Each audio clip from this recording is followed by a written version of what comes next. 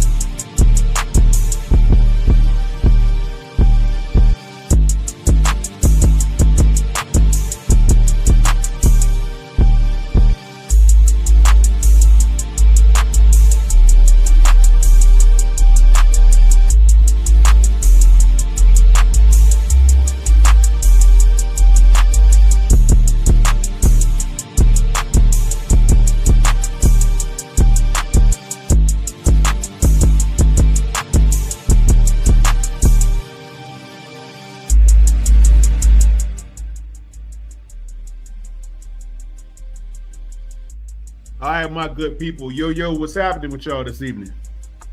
About to get into some wonderful things, discussions a little bit about traveling, looking fly, staying fly, feeling fly.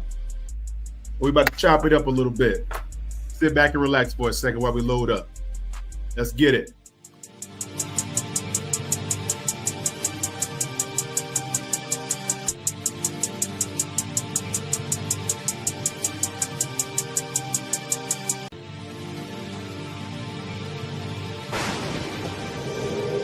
Tris made this.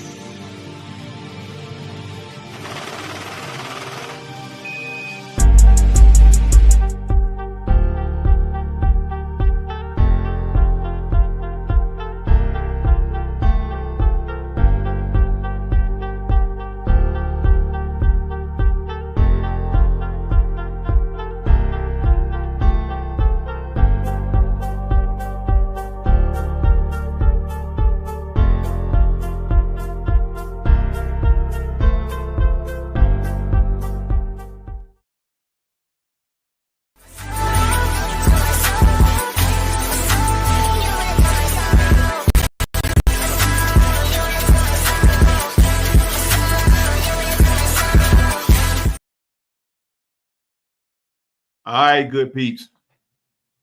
Welcome back to another establishment of the Lodge, where we're going to talk about having our fellow young gentlemen out there look fly, stay fly, smooth, fresh, all the accolades that go in accordance with how to carry oneself and look the part, act the part, feel the part, smell the part. You know the drill. All right. So tonight we want to cover a couple of topics. We won't be on here very long. We got a little slow week in our Panther world as far as like the bye week. We've been waiting around for 2 weeks to get back on the field and play some football. But a couple of our guys are loading up their wonderful content to get us through the remaining few hours before kickoff, which is probably another 48 hours or so, but we get there. You know what I'm saying? But we want to kind of start back where we left off. And we want to discuss a little bit about moving around, okay, and looking the part when it comes to moving around. Staying fly, staying fresh, staying fit, all of these things go in accordance with how you move around in this wonderful world, okay? So if I will, I'll start with this. All right. So when you guys are out there about to go out and embark upon your journeys in this wonderful world, you have to realize one thing, and one thing is how you portray yourself, okay? I have many lives about this stuff. You guys can go back and look at it. You can check it out, study it if you need to. But my story and my information remains the same. It's never going to change, okay? That entails how you look, okay? Now, if you're going to travel, understand it depends on where you're going. Now, if you're domestically traveling, understand you're not going to get so much flack because in America, being a top world destination, being a top world place for business, et cetera, all types of vacationers and tourists flock to the United States and different parts of the country to go and see wonderful monuments and national forests and stuff like that. You're not going to be looked upon as much, or you're not going to be viewed in the eyes of prejudice as far as your travel exploits are concerned. Okay, you're going to get more of that when you exit the country. Okay, you're going to see more of that when you go to third world countries. You're going to see more of that when you go to other places, which means you have to look the part or you will be castigated. Trust me, I've seen it. Okay, so let's start with you guys. I'm going to cover the ladies too, but right now I'm going to talk about the guys and what the guys must do when you're moving about. Okay, first, guys, when you travel, some of these airports are extremely large. Okay, you have to be on foot for most of the time, which means you must have comfortable footwear on. All right, you don't want to go to the airport with shoes with a lot of buckles on them and stuff like that. You want to get some nice, soft, insoled shoes. Okay, guys that like to travel in dressier style, that's fine. But, you know, something like a Cole Haan would work very well when you're moving through the airport. I'm not saying you can wear a Cole Haan to your meeting where it's going to require you to look good or whatever have you. Cole Haans are good for traveling. They're soft. They feel good on your feet. They're ready to rock and roll, okay? Especially when you're just moving around the airport. You don't care about beating them up too bad. They're not trash shoes, but they'll get the job done. The leather is pretty good quality, et cetera, depending on what kind of shoes you're wearing. But they all come out on the better end of the spectrum if you know what you're doing. All right, but here's what I do. You go with a shoe that's a slip-in shoe, okay? A shoe that doesn't require a lot of laces, because what's going to happen is once you go through the checkpoint, you're going to take your shoes off. And I'm going to tell you something. If you're one of those people that don't buy a lot of socks, if you have holes in your socks like your great-granddaddy, I'm telling you, the guards are going to look at you like you got something wrong with you. Like, why is this guy coming through the airport with holy socks on?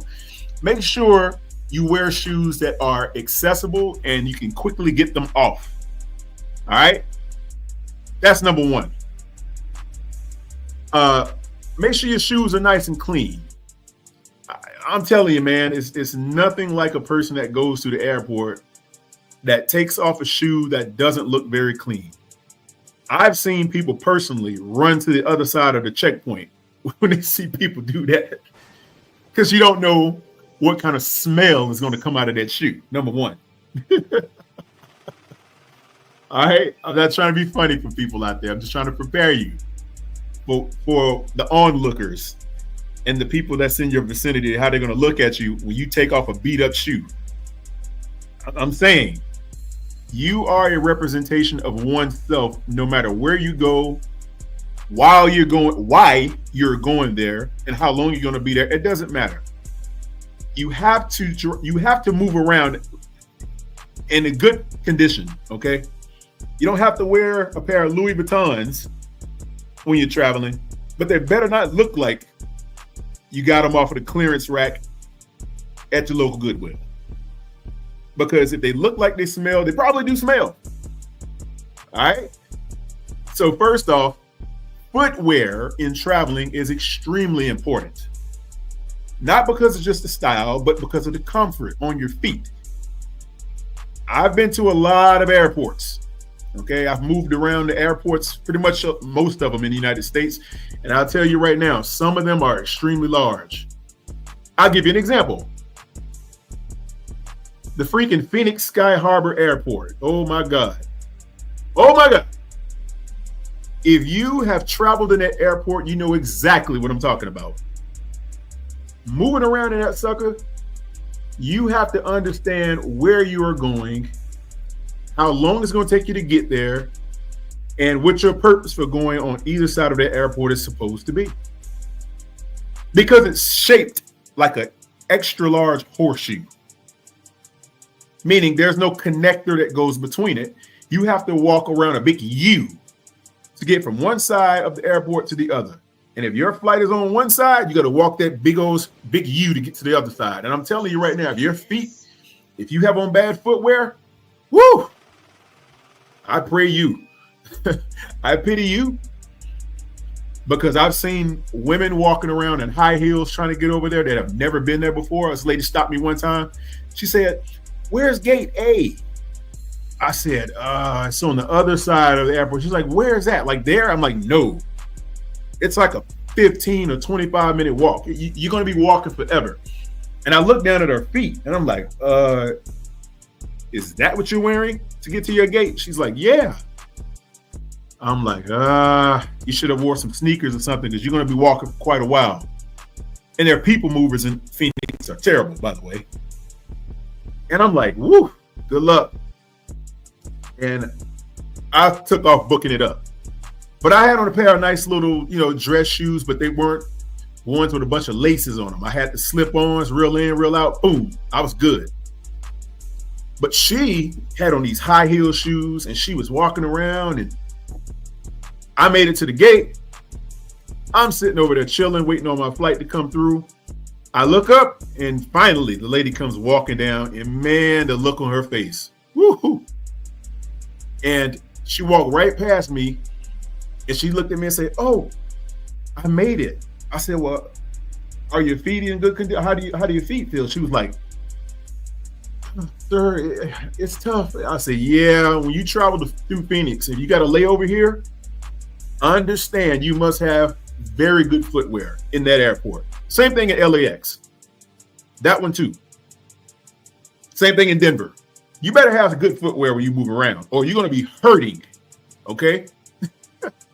So do yourself a favor, guys and girls. Go out and get yourself some really good and comfortable dress shoes. They don't have to be top name brand, but they do have to feel good, and they have to look presentable. I'll tell you another story. I was in Miami International Airport a couple years ago. And of course, I never go to any airport with raggedy shoes on. But see, a lot of immigrants come through that airport. A lot of Cubans, a lot of Africans, a lot of Argentinians. Anyone going to South America comes through there a lot. Anyone going to Central America comes through there a lot. And I'm standing in this long freaking line checkpoint to get to my gate, which is at the back of the airport, by the way. And I'm standing there, and I see this African dude walk up. He looks at me, I look at him. He looks me up and down, I look him up and down. I'm like, "Hey, man." And so I get to the checkpoint. The guy's like, "Come on, sir, ID." Boom, slap it out, hand it to him. He runs it through the machine, good to go. I look back at the African guy, he hands his ID. Already there's complications. I kind of looked at him and shook my head like, But this guy, let me describe his dress. This dude looked like the people that was a Scarface right off of that boat, man, off that banana boat. I mean, his dude looked like, man, and I don't make fun of people, but his dress was subpar. It was very, very, I'm like, man, if you're going to travel, you can't look like that, brother. They're going to assume that you're up to no good when you look like that. His shoes, man, I saw those same shoes on a movie from the 70s. I guarantee it was the same pair. I'm like, man, where'd you find those? Like, they still sell those? He was rocking them too. And they look like an expedition ran over him like 12 times. And I said, and I felt bad for him because I knew what was going to happen. I knew they were going to pull him to the side and like harass him. And that's exactly what they did. Man, this dude walked up to the checkpoint when he got through the ID line, finally. And he chose the conveyor belt where you put your luggage on there and they kind of go through your luggage. And man, before you know it, the guard walks up, "Hey, you over there." I'm like, dang. So they sent him to the far line, and man, they were all in this dude's bag. I was like, God. He looked at me so helpless, like, "Why me, my friend?" And I'm like, "Hey, man, because you can't look like that when you travel, my brother. You cannot." What do you expect? You're coming through Miami International Airport. You look like an immigrant. They're going to think you may have something going on that they just are not comfortable about. They have protocols and procedures to screen certain types of people that come through there, straight up. And it's not like they're profiling you, but you just fit the look, man. And they're going to snatch you to the side. And they're going to say, sir, you step right over here if you don't mind there, sir. They pull my boy to the side, and man, they cracked open his bag, and they was all in his underwear. And I was like, God. I mean, it was like going through his stuff, man. And he looked at me, and I said, I kind of shrugged my shoulders like, hey, man, I don't know what to tell you. So I decided I'm going to make a video about this type of stuff because I've seen it too many times. I've seen so many people get snatched out of line. It almost happened to me one time. I was going through there, and they were like, sir, take off your hat. Took off my hat. Sir, take off this, do that. And they pushed, and my bag was coming up the conveyor belt. I saw it. I already went through the Infragus scanner. And the guy was like, yeah, I had like my chapstick in my pocket or something like that. And he was like, yeah, you're good, but next time put that on the belt. I'm like, okay. But I saw my bag coming up the conveyor belt, and then it hit a detour, and it went on the second belt and went through this other machine. I'm like, oh, crap. So I walked up there, and they're like looking at me and looking at my bag, looking at the contents of the bag through that little x-ray machine. They didn't make me crack my bag open, though. And I'm standing there looking at them like, yeah, you want to hurry this up? This is very, very simple, and you're wasting everybody's time. You're not going to find anything in my bag. So the guy, he's like looking at it and backing the thing up and pushing it forward. The bag is going backwards and forwards through the machine. Back. I'm like, brother, you can reverse that bag 20,000 times. You're not going to see anything different. Stop wasting everybody's time. So finally, after like 5 minutes of screwing around, my bag comes through. And the guy's like, sir, are these your shoes? I'm like, yes, they are. He hands me my shoes, which I told you before, you want to get the kind that are slip-on. I slipped those shoes on, boom, put my belt back on, bang. Got my bag, put my laptop back in there, boom, I was through the line, heading to the Amex Lounge, chilling.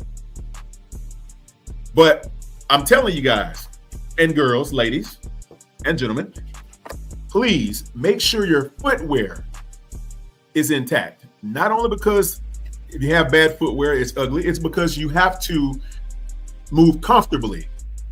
And they sometimes stop you because your dress is all out of whack. I've seen them pull over people and say, hey, go over there. You have on a sweatsuit, or I've seen them stop basketball players. And it's just one of those things. They'll get you if they think that you look a little weird. Now, let's move up the body from the shoes. Let's go to your outfit. Now, everyone wants to travel comfortably. I understand that. I get it.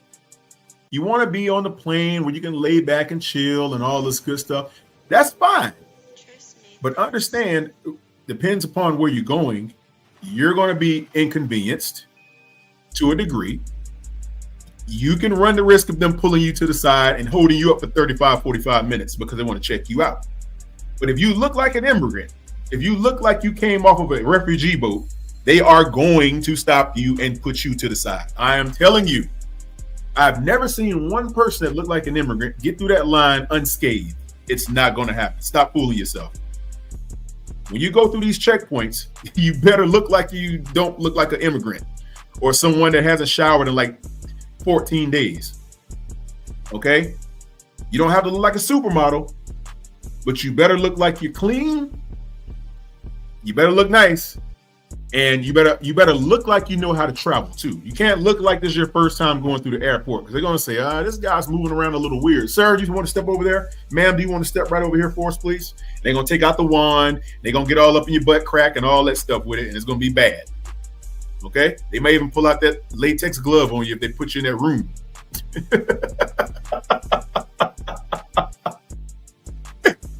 Oh, I've seen it all, man.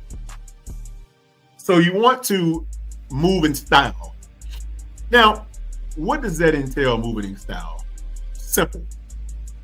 You can simply go to a nice store that doesn't require a lot of money to purchase their products and get yourself a nice travel outfit. See, I have outfits for travel. I have outfits for this, outfits for that. Every outfit doesn't fit the situation. You can't wear like I'm going to a Hornets game and then turn around and travel in that. It's going to be a different type of aesthetic. All right. What you want is you want to game plan everything from your travel outfit. That includes your shoes, your clothes. If it's cold outside, you want to get the right kind of outerwear. All right. The better your dress looks when you travel, I'm telling you, the respect level is off the charts. I've gotten so much just based upon the way I look when I move around. It's ridiculous. You catch me like this time of year, like now when it's like 48 degrees outside, I'm out there in an overcoat. I might throw on some chino pants, maybe some jeans if I have some that I want to rock that are very comfortable. Some nice dress shoes. They're going to be very, very nice on the inside. They're going to be all leather on the inside. They're going to be leather base, leather bottom, fully stitched, the whole nine, Blake stitched, or either I'm going with the Goodyear welt. One of the two. It's going to be fly, but it's going to be comfortable. All right, going to have my backpack, going to have my travel bag, my carry-on. One of those are going to be with me. And I'm going to be moving about briskly. All right? That's how you got to do it. Okay? So when you move around out there, you better make sure that when you do go, you bring the respect with it. You bring the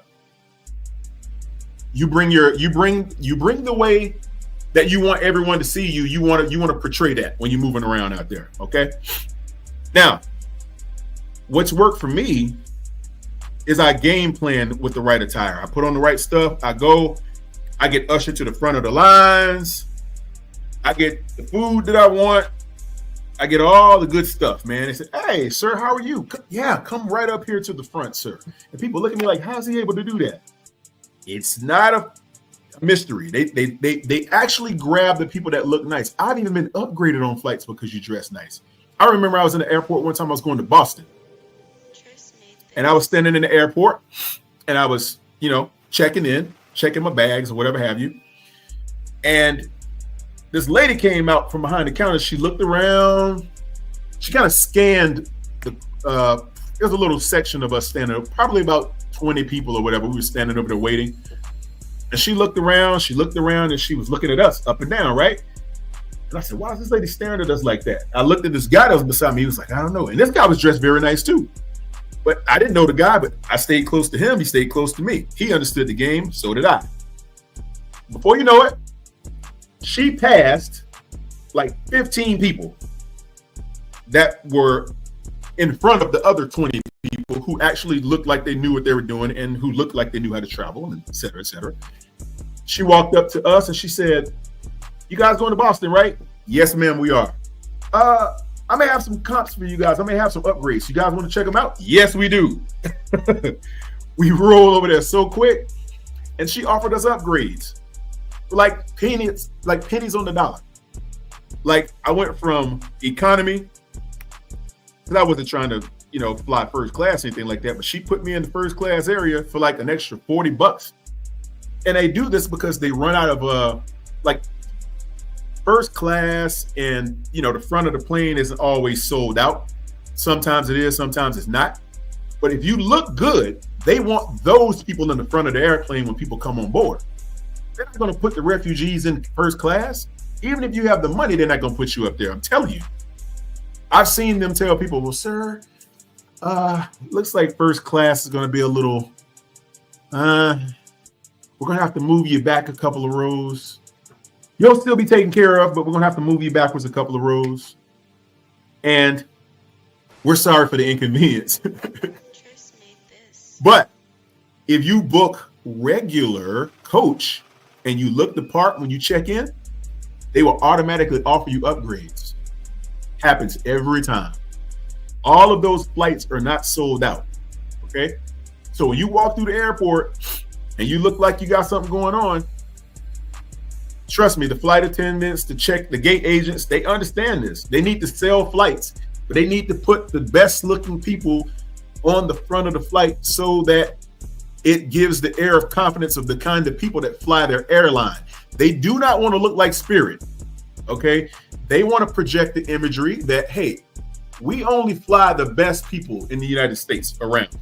We fly the very best crop of people that this country has to offer, and they're sitting in first class, and we're going to put them in the seats when you board the plane, all the way back. That's how we're going to do it here. That's what they do. And if you look like you got something going on and you check in as with an economy flight, they're going to look at you and say, oh, yeah, this dude knows how to dress, or this lady knows how to dress. Why is he in coach? She or he has no business in coach. No. We need to offer him an upgrade, offer her an upgrade pronto, immediately. And they will, I'm telling you, it's happened to me so many times. And they'll come up to you and say, yes, sir, we want to discuss an upgrade with you. You interested? Yes, I am. Bring you right to the front. You got on nice slacks, got a nice overcoat on, dress shirt, whatever, nice ball cap, or whatever you're wearing, some type of hat or whatever you're rocking, nice backpack. And they look at the quality of your travel gear too, people. Just understand that. If you're traveling with good travel gear, they look at the names on your bags and stuff. They look at this stuff. But I'm telling you, all of the perks that are available to you when you move around are available to you if you look the part. If you look the part and you smell good, boom, that's it. You're in there. And I'm telling you, you'll attract less negative attention too. You'll attract people who want to be around you when you move like that. They'll walk up on you and say, hey, sir, where you happen to be flying to? Oh, I'm going to Tennessee, or I'm going to Spokane, Washington on a business seminar, some crap like that. And they'll say, you know what? I might have an upgrade for you. Are you interested? Yes, I am. Quickly. And they pull you to the side. They say, well, sir, what's your ticket number? What's your you check in, boom, you give it to them. They type that stuff up, boom, you're in there. What up, big tight? What's happening with you, my G? So when you come up in there, they're going to scan you up and down. And I'm telling you, don't come up in there with the crusty lips, ashy elbows, ashy all this and that, man. They're going to be like, They don't want you representing their flight in first class. Think about it. Every time that you've got on a flight and you board the plane and the first person you see is maybe there's a captain that's going to greet you when you come through the vestibule. He's going to say, how are you, sir? All right, there, you come right this way. And then you're going to be greeted by a flight attendant. She's going to say, yes, sir, right this way. Yeah. And as soon as you hit that right, boom, guess what you see? Two rows on a row on each side, maybe two seats on each side of first class. And it's anywhere from about 10 to 14, 16 seats. And you look at it, and don't tell me you don't see these people and how they look at you, because everybody sees it. And you know what? The first class people have this way of looking at you too, like, dang, bro. If you ain't sitting up here, you ain't sitting. They have this way of looking at you when you walk past them. And it kind of makes you feel a certain type of way, but that's another story. But when you walk through there, just think of the people that you see sitting in those seats and look at them. You also like people that just came off a refugee boat. I mean, look at them. Those people spent hundreds, thousands of dollars on those seats. No, normally that's the case. And they look at you like, hey, bro, get your game together. You might get one of these seats too. And I'm telling you, if you check in and the moment you board that plane, if you're not sitting up there, it's all good. But just understand, you're going to be in zone 1 at least. You at least want to be in zone 1. Don't be in zone 7 or some crap like that. You're going to be way at the back where you hear the engine on the plane, all in your down here while you're trying to sleep or something. It's terrible back there. I used to fly back there when I was like 19. It sucked. All right. You don't want to be anywhere past zone 1, 2 at the worst. Okay. They're going to throw you in zone 2. It's probably because you really ain't doing your thing, man. They're going to put you in zone 3 and 5 and 7. And boy, when you get off the plane, you're going to be like the last one getting off too, because you got to wait till everybody to unload their stuff. And you got to stand in the back, and then you got to wait on your Uber, and you're going to be late getting down to baggage claim and all this bull crap. Trust me. What up, Be Good? I see you, brother. He said the cop's gonna have a word for you to dress too clean. Hey, you got a point, Be Good. You got a point, man. You do got a point. If you too clean, they may be like, all right, man, now what you got going on? But you kind of want to be inconspicuously clean, if that's the proper way to phrase it. All right. You want to come in there, and like I said, it's about avoiding all of the obstacles and creating opportunities for yourself. Now, here's another tip. I've done business deals in the airport by happenstance, just because of the way you look. Straight up. I was on this flight one time. I was going to, where the heck was I going? I think I was going to Milwaukee somewhere or something. I think a long time ago. But I remember when I got on this flight, there was a matter of fact, it's how I picked up my Amex deal. I was sitting in first class right beside the global representative of Amex, like the lady that signs all of the corporate clients for Amex. I didn't know this. She didn't know me. I didn't know her. But I was sitting there minding my business, eating my nice little steak that they had on, silver fork and all that, tearing it up. And she said, "Sir, that's very nice outfit you're wearing there." I said, well, thank you very much. I appreciate that. And she says, "Where you headed?" I say, "Well, I'm going to Milwaukee. I got some stuff up there. I got knocked out. I got to, do some business up there, whatever have you." And she said, "We are always looking for people that move around." She said, "Sir, who do you use with the credit card agencies and blah, blah, blah." So we got talking about credit and all this stuff. She still didn't tell me who she was. And then she finally said, "Well, yeah, I represent Amex, and we're always looking for representatives to carry the brand." And I said, "Well, I use Amex." She said, "Really?" And she said, "Well, we think we want to offer you an opportunity to work with us, a partnership, blah, blah, blah." And that's how I ended up getting Amex brand representation, just like that. And I saw her look at 35 people, and she said nothing to them. Nothing. They walked right past our row. On the plane. No words. Nothing. But she saw me, and she was like, "Yeah, I think we can have a discussion." And so when you move around, if you look the part, you're going to attract a lot of people. Now, like Be Good said, if you're too clean, you might pick up a little bit of unnecessary roughness. All right. But if you look exactly the part, man, I'm telling you, you can fly into the most ghetto airports of your life, like freaking Philadelphia. God, I hate that place. You fly into Philly, man, you might get hit in the head with the cheesesteak spatula. The one they cook the greasy cheesesteak, you might get hit in the head with that sucker if you ain't careful. I think my good buddy Elaine was up there, and the freaking janitor tried to steal his charger in the wall. I'm like, dang. So some of these places are a little wild. But if you look the part, you're going to attract the right people in these places, and everybody travels one way or another. And most of the time, it's going to be business people and people like that can advance you in life some kind of way. But if you don't have the good verbal game, if you don't have the mental game, and your dress game is off, hey man, what Big and Small say? UPS is hiring. You're going to be there for a while too. Trust me. So that's number one. Number two, your shoe game has to be stellar. Okay. Never walk around with dirty and messed up shoes on. I don't care who you are. I don't care if you're going to pick up a pizza at 12 a.m.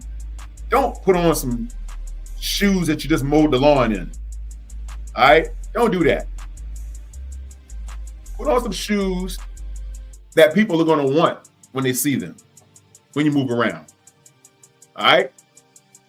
That's number one, and that's number two. Go up and down the line and make sure you're representing yourself to the fullest. All right. So we're going to want to do that. Next, I've only talked about traveling domestically. All right. I haven't even talked about traveling internationally yet and how that's going to go. Oh my God, Be Good say, "I agree, the dressing presentable is always the way to go. My grandmother beat it into my psyche. After 2 o'clock, you're dressed up when you leave house. Hey, Be Good. That's how it rolls, man. That's it. That's it. My grandmother, my grandma, she pull out that grease and slap it on your head. Pow, rub that stuff in. Make sure your shirt got a crease in it. Make sure you got collar. I used to rock military creases when I was in the Navy. They used to teach us how to iron military creases in there.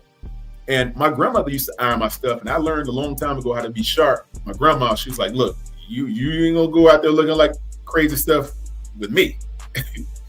You're gonna look presentable every time you leave this house. I was like, yes, ma'am. And I carried that with me when I grew up. Now, as you're young, of course, you don't have the ability to rock the name brand stuff like that, because most people that grew up don't have a whole lot of money. Some people, but not everybody. So you do the best you can. As long as you look good, you look clean, you smell good, trust me, it don't matter what the brand is. Brand is just like a marketing piece anyway. But if you have the brands, good. But wear it tastefully. Wear it stylefully and tastefully. That's the best way I can say that. Now, when you're traveling internationally, it gets a little bit trickier. Okay? Not so much the same when you're exiting the United States. When you're in the United States, it's one way. When you're exiting the United States, it's something else. It's not the same game. It's almost a must. You cannot travel internationally looking like a pauper, because you will be pulled aside. You will be castigated. You will be turned around at the at customs.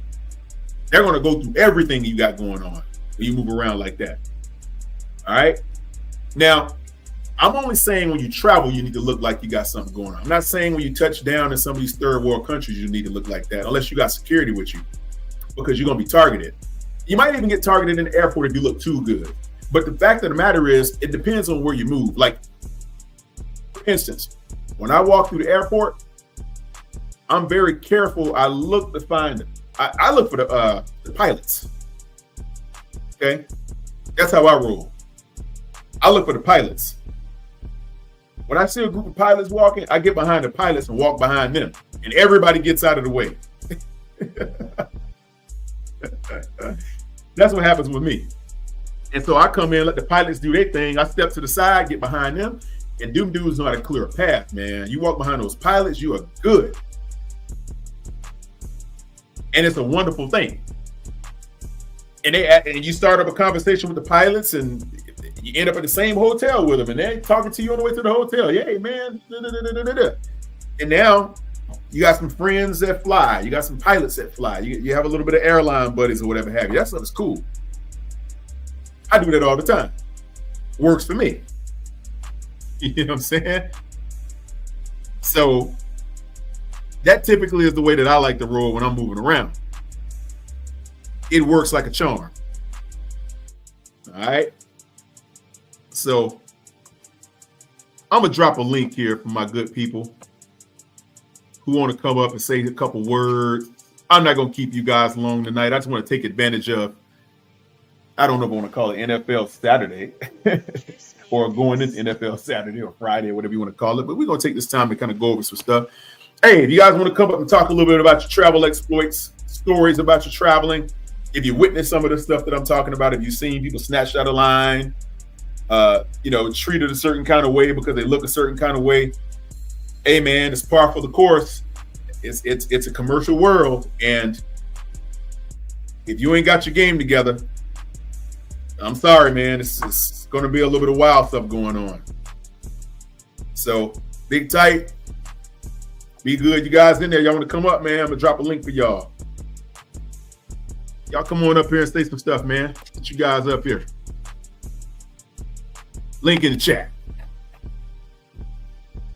So, yeah. When you're moving out there, guys, understand something. You're either going to be a target, you're going to represent yourself well, or you're going to attract new business. See, most people don't realize that when you walk outside your house, you need to be attracting. Always be attracting. Always be attracting. Attraction is everything. Now, careful, you don't want to attract the wrong kind of attention, and you don't want to attract some other kind of attention. I'm talking about attracting positive vibes, people who want to further your advancement in life and things like that. That's what you're trying to attract. Okay? You'll get a lot more of that when you travel, because seemingly everyone who is somebody is always moving around somewhere, and you'll collect a lot of business cards and relationships as you move around out there. It's happened to me so many times. I can't even count. So as you move around out there, make sure that you're reaching out and exhibiting your best self, because that's what people want to connect to. People want to connect to people who look like they're going somewhere in life. All right. And again, you don't have to go out there and spend a lot of money to look good. You can go to the mall, to one of those stores. You can hit up a PacSun or Express. Express is where I go. That's where my modeling contract is, Express. And I'm telling you, Express has some of the best travel gear that you can find for some of the best prices. For under a couple $100, you can go in there and you can get a few outfits for that. $200 or $300, boom, you're straight. You go up in Express, you can get everything you want. Now, I wouldn't buy the shoes. I'm not a fan of the footwear in there. But, I mean, hey, they have footwear, but it's not the kind that I would wear consistently. I look for certain kinds of footwear. I think you guys all know that. But as far as like attire, very comfortable clothing, very well made, very well stitched, very good quality. It's not the type you're going to pull a thread and a big hole or the sleeve is going to fall off, nothing like that. It ain't that type of party.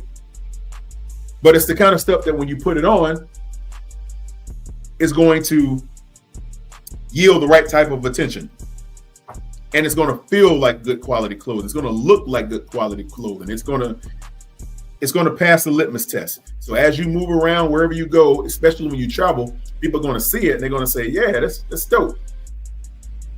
I got you, be good. Hey, man, you be careful out there, man, when you're going to train now. It's cool. I feel you. Yeah, he said, be good says, jeans and a collared shirt always help. That's how I get spot. Yeah, man. Yes. Yes, be good. Oh, look, all you need are some nice colored jeans. And I'll hit this right here while we on this. As the temperature changes and the season starts to yield into the next season. Right now, guys, you want to be in your earth tone colors, okay? You want to be in your darker colored jeans, like your darker stone washes, your darker denims, okay? I'm going to give you a clip. Guys, listen to this. You want to go and get you a pair of dress boot or chukka dress boots, the chukkas. C-H-U-K-A, chukka. Okay, or sometimes there are 2 K's in there. C-H-U-K-K-A. Anyway, if you get yourself a pair of chukka boots, okay, dark wash denim jeans, you want to go with an earth tone colored shirt, okay, something like a dark burnt orange, maroon, a brown, your greens, your navy blues, stuff like that. I don't want to see any white shirts or nothing like that right now, unless you got on certain types of slacks and you can pull that off. But it's going to take a nice type of overcoat to pull that out. But if you're going to knock out something like that, jeans and chukka boots, you can, man, those 2 things, you can wrap that in about everything. You can throw on some dark colored jeans, some chukka boots. You can get yourself a nice cardigan sweater of some type, a good button down shirt with a double barrel sleeve. Okay, you can go with that. And it depends on what type of event you're going for. If you're going to something more dressy or something like that, or something a little bit more business casual, throwing a nice button-up shirt, like my guy Be Good said, a nice collared shirt, man, you can't go wrong with that. And always tuck your shirt in if it's a nice dress shirt, even if you got on some kind of denim. Okay, but you throw on the chukka boots. Now, I would say not so much dress shoes in this weather. I mean, you can, but I would say go with more of a dress boot right about now, because you know your ankle's going to freeze out here, man. That stuff, it's cold. You know, unless you're wearing a suit. Dress shoes, you could do it, but it's not the number one option. I would go with a chukka boot, a dress boot. I have all kinds of dress boots, and the dress boot gives a air of this guy understands seasonal dress. That's what people see when they see that. I've seen people that's supposed to look good and they don't. And I'm like, what's going on? I've seen bankers that look like they can't. I've seen attorneys that can't dress. I'm like, who style y'all guys? You guys are doing, you at the courts, you're at the bank, and you come out here looking like you went to Payless, and got your sneakers or your shoes or whatever you went. Come on, man. We can't do that. Oh, man. Look, I understand that some people have to go out and get what they can. But at the end of the day, you always want to be angling towards having better dress. Specifically when you're going to be around people of prominence or prestige. You want to exude a level of, hey, I put time into the way I look. All right? That's what you want. You want to give off that air of confidence when you move around.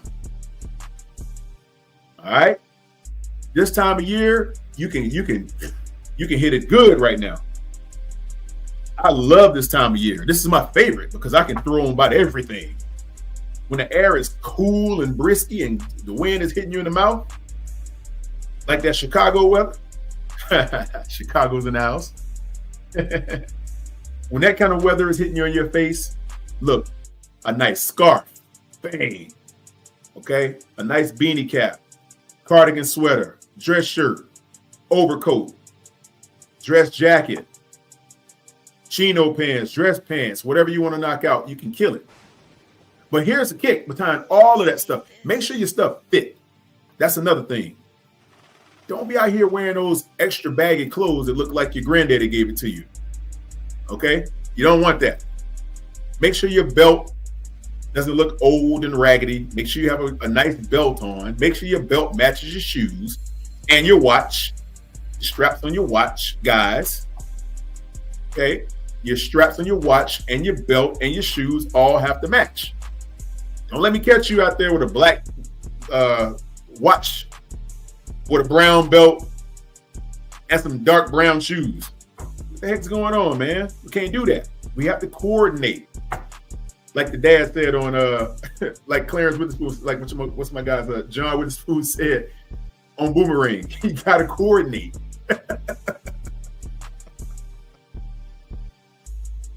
Be good. He says, when you wear that suit, it makes you feel like you have a superpower. Boy, be good. Let me tell you, man. Bro, I don't know why guys don't understand this. If you've never done this before, I guess that's the problem, Be good, because people don't understand how a suit will put you on a whole nother planet. A suit will get you into rooms, man, that you didn't even know existed. A suit, man, look, I'm gonna give y'all the game. You can get a very well custom tailored suit for about $500. Yes, you heard me say it. $500 will get you a very well custom made suit. And your Men's Warehouse, your Johnson Banks, that's where you get them. That's where I go. Now, do I have one that costs a lot more money than it? Yes, but that's only because I was in those places when I had the opportunity to get them. Now, I'm not telling you to go to Savile Row in London and spend $8,000 on a suit. I'm not saying that. You can if you got the money though, and you'll love it for life. Trust me. But I'm not saying to do that. No, if you're here in the States and you want a very nice custom suit, if you don't know a seamstress or a tailor that can actually make you a suit, go hit up Men's Warehouse. Actually purchased Joseph Bank. And they have a collection called Joseph Abood. This guy has very good fabrics in there, man. He's got hundreds of them you can select from on this wall. You walk in there, you say, hey, I want that color right there. I want the houndstooth, or I want the gray, the charcoal gray. I want the sharks. I want this one, and this one. I want the navy, whatever.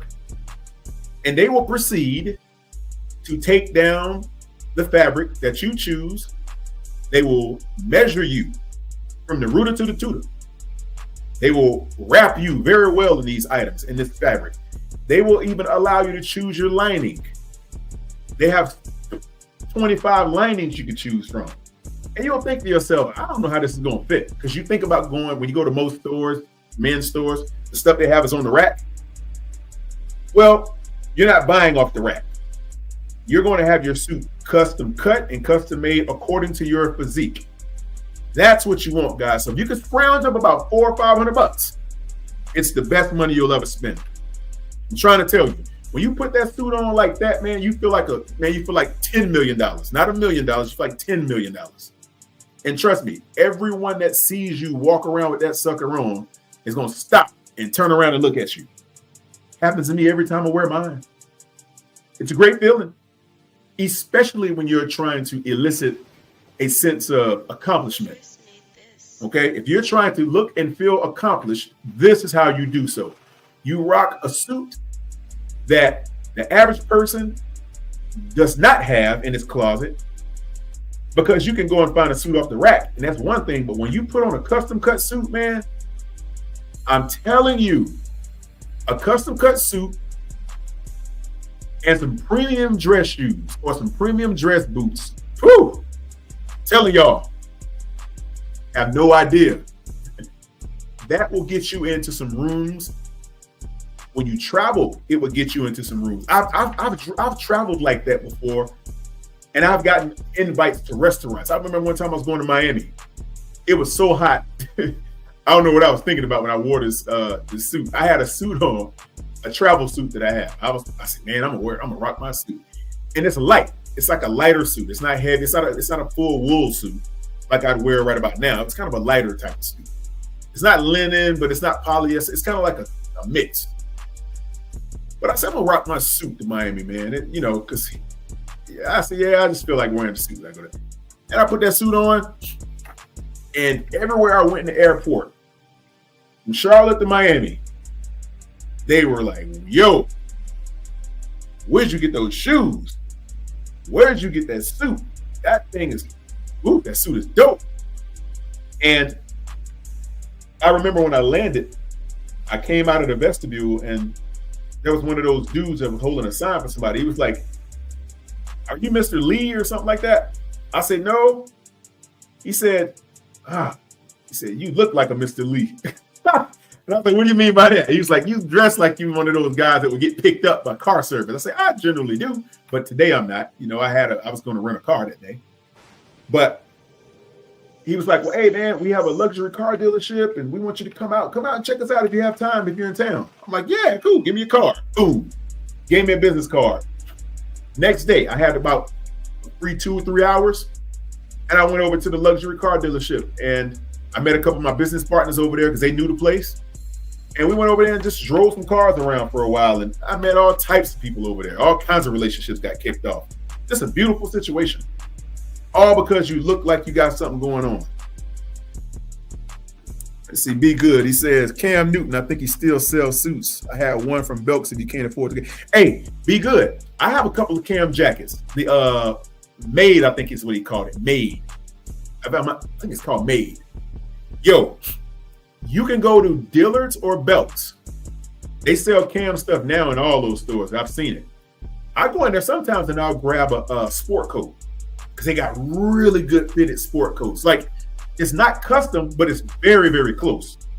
Like, they got slim fit cut custom or custom tailored cut.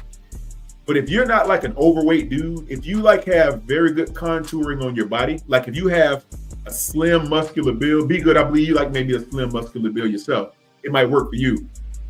You can run up in there. They'll have a whole rack full of coats or sport coats that they just don't move. And you can just take your time, take about 15 or 20 minutes to go through the sport coat section, man. And you can find some really good sport coats in there that lay on your body, man, like your girl.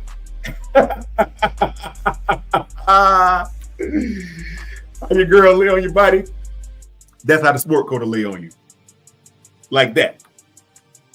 So Dillard's or Belks, Cam had a really good line for a while. And I think he's also doing cologne too, Be Good. He has his own signature cologne with them too. I seen that in there one day.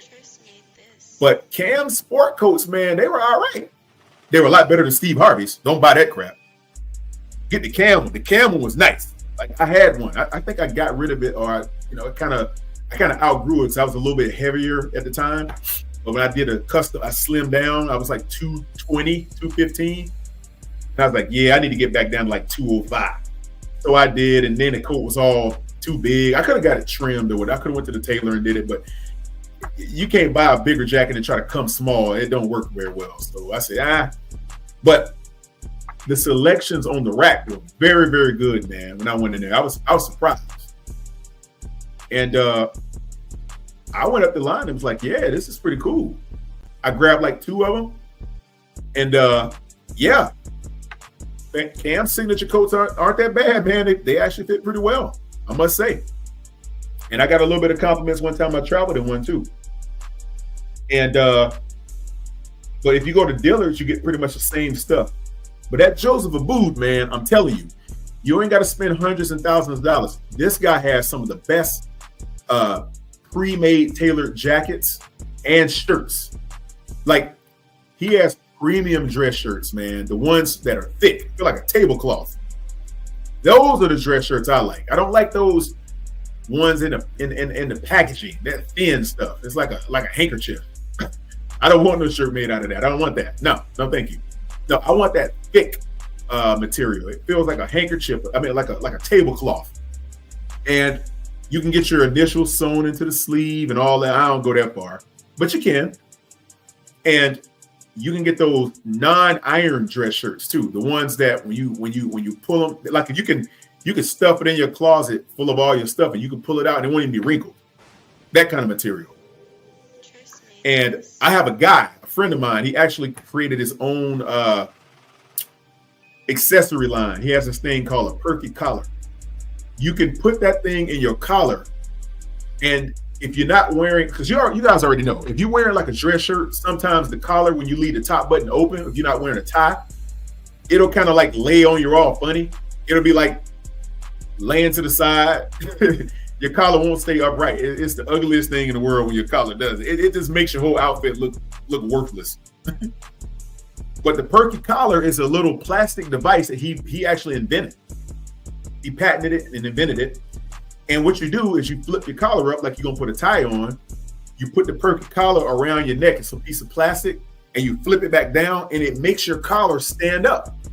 It looks like you went to the dry cleaners and they put like 10,000 pounds of starch on it, because it doesn't fall. It stays up.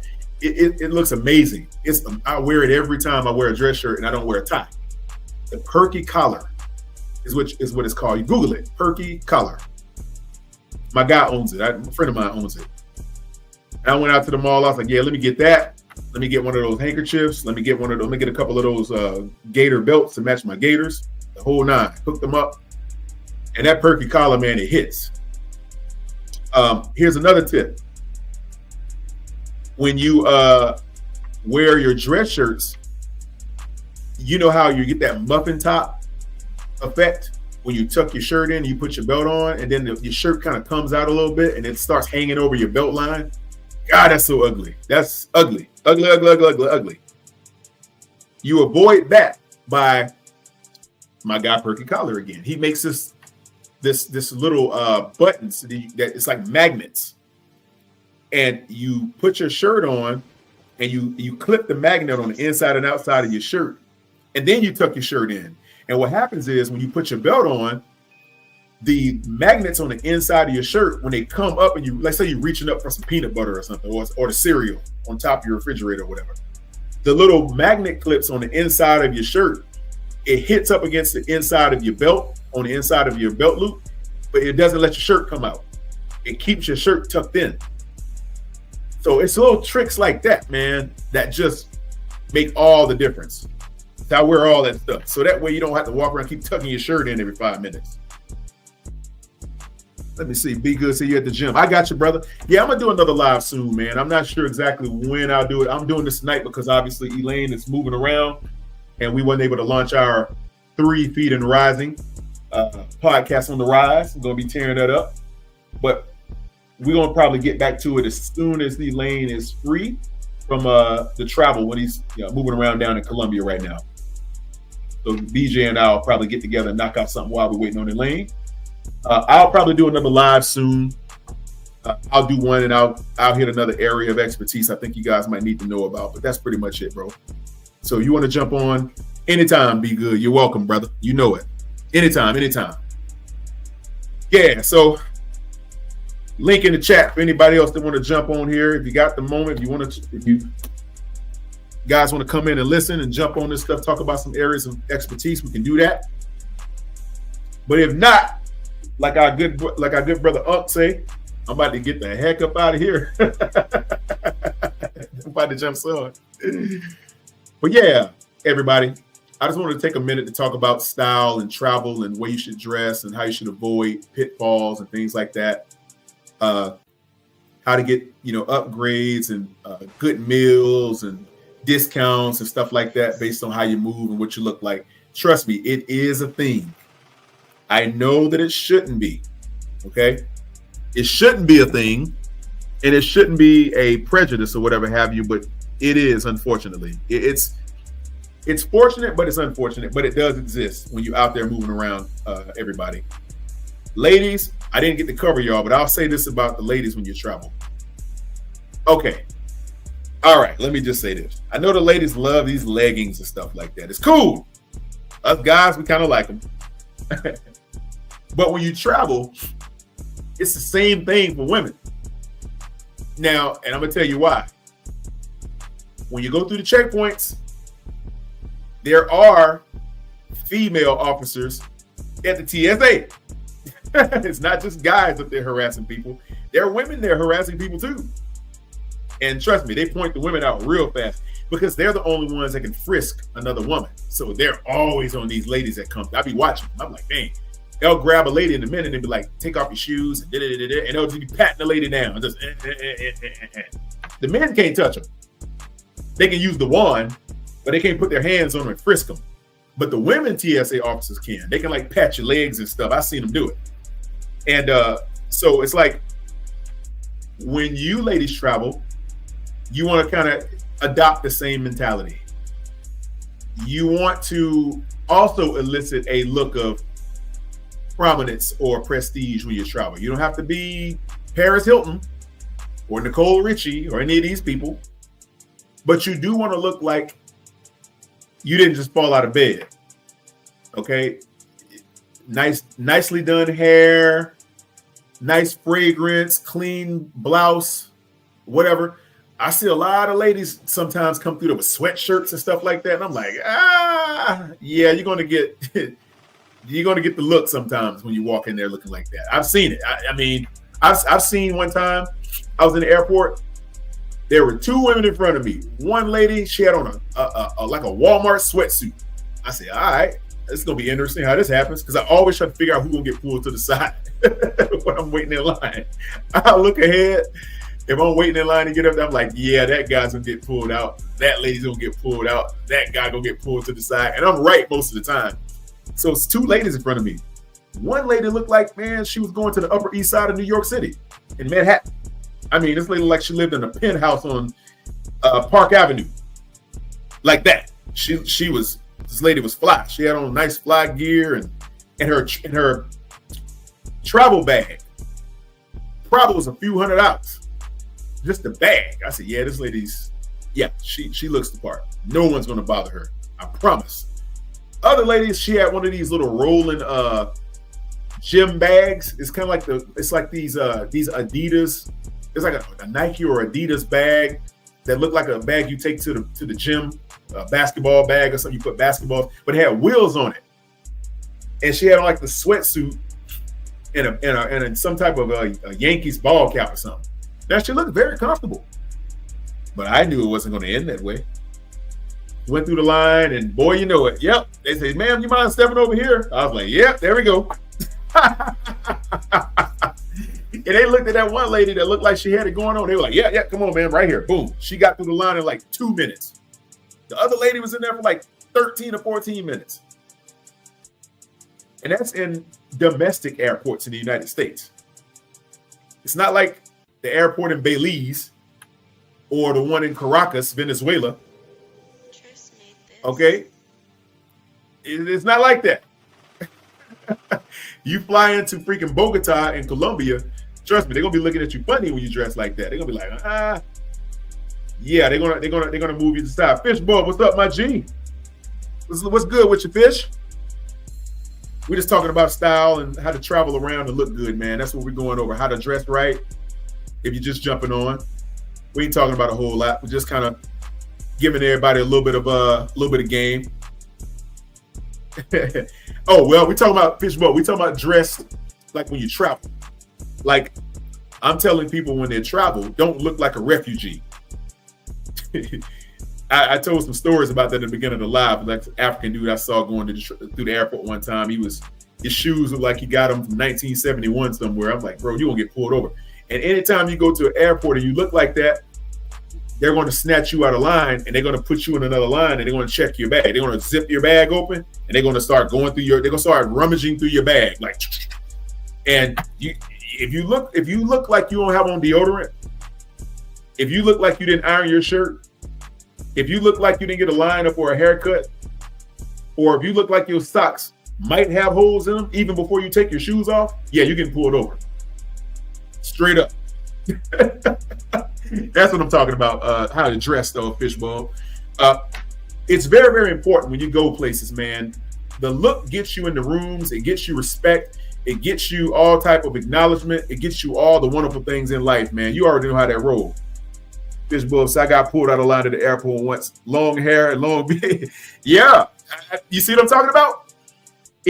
Now, I don't know what your beard and your hair look like, Fish, but you and I know.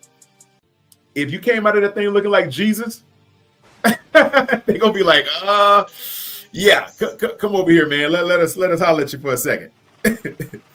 But if you have nice long hair and it's trimmed and brushed and all this good stuff, your beard is trimmed up, looks nice, got a good line on your beard, yada yada yada, you'll get through the line with no problem. But anybody that's ever been pulled out of line or seen anybody get pulled out of line, generally, I'm not saying every time. Yeah. Fish say to swab his mouth. They hit you with the cotton swab, Fish, in the cheeks. That's messed up, man. Oh, man. They can be on some prejudice stuff in the airports, man. I keep telling people, you walk up in there, you roll up in there looking like you got off that boat with Scarface in them. Man, they're gonna be like, yeah, come here. They're gonna hit you, they're gonna tap you on your shoulder. Sir, do you mind stepping over here? Bring your bag and right over here, sir. We have to, protocol. Come this way. And you're gonna mosey over there thinking it's all sweet. And before you know it, they're gonna take off your belt and your shoes. And I tell people, man, make sure your shoes are very comfortable. And if you have on nice shoes, this is just my observation. This is just what I noticed, okay? The nicer your shoes, the nicer people treat you. I'm telling you. I'm trying to tell you. The nicer your shoes are, the nicer people treat you. You know why? Because every time people see you in public, the first thing they look at is your feet. Everybody got this weird fixation, foot fetish. They look right down at your shoes. Everybody does. When you walk up, the first thing they see your face, right? If they see that you have a nice shirt on, they look right down at your feet. Bang! Just like that. And if your shoes look like, I'm telling you, look like you got them off of the Goodwill truck, the little donate the shoes box or whatever, I'm telling you now, I'm not saying you're the worst person in the world and you can't wear shoes like that. Yeah, if you want. Just understand there's a lot that's going to come with that.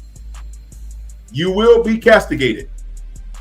That's a fact. I mean, you can be in the line at Subway getting a sandwich. You got on some run over shoes. I'm telling you right now, they're gonna look at you and say, "Yeah, this guy. We need to holler at this dude." For real. I was out last night. It's true. I was out last night. I was getting a McDonald's sandwich. Believe it or not, I rarely eat that stuff. I try not to, but you never know. But anyway, I was in the McDonald's. And I don't know if you guys saw our 3 Feet and Rising live about a month and a half or two ago, where Elaine posted up the that smoke show live we did. We had those raggedy Nikes and all white raggedy Nikes on there. One of the dudes had on those shoes. I can't wait to talk to Elaine. Oh my God. He had on some shoes that looked exactly like he came off the thumbnail. I about spit out everything in my mouth, man, when I saw that. I thought about that so much. It was so crazy. But I wasn't the only one that seen it. Even the janitor that was cleaning up and then looked down at the dude's shoe was like, yeah, man, you can't be looking like that. Your footwear says everything about you. It really does, man. I can't stress it enough. All you people out there, if you're listening, always have on good footwear. It's not that big of a deal to find and wear good footwear. Please wear good footwear. Do not go out here wearing shoes that look like they were given to you from a hand-me-down conference or something. All right? Do not wear raggedy shoes. Raggedy shoes will get you crucified. I'm telling you. You guys ever seen people that wear a very nice outfit? They'll look good. They'll look clean. They'll look smooth as all outdoors. The outfit will be dope. But then you look down to the shoes and you're like, what happened there? Y'all remember that scene on Blue Streak when Martin told Dave Chappelle to show him how he killed somebody? And he said, That's what it looks like when people see your shoes. If you got on raggedy shoes and you got a nice outfit on, they go all the way down the line like check, check, check, check, X. They go, It kills the whole outfit. Here's another example. I see dudes, me and Be Good were just talking about the wearing a good suit. I've seen some really nice suits on some guys out in town before. Really nice suits when I travel. I say, that suit is dope, man. I wonder who cut that suit. It would be like, Incognito. I went to Enzo or I don't know, Brunello Cucinelli or wherever, and he got a nice suit.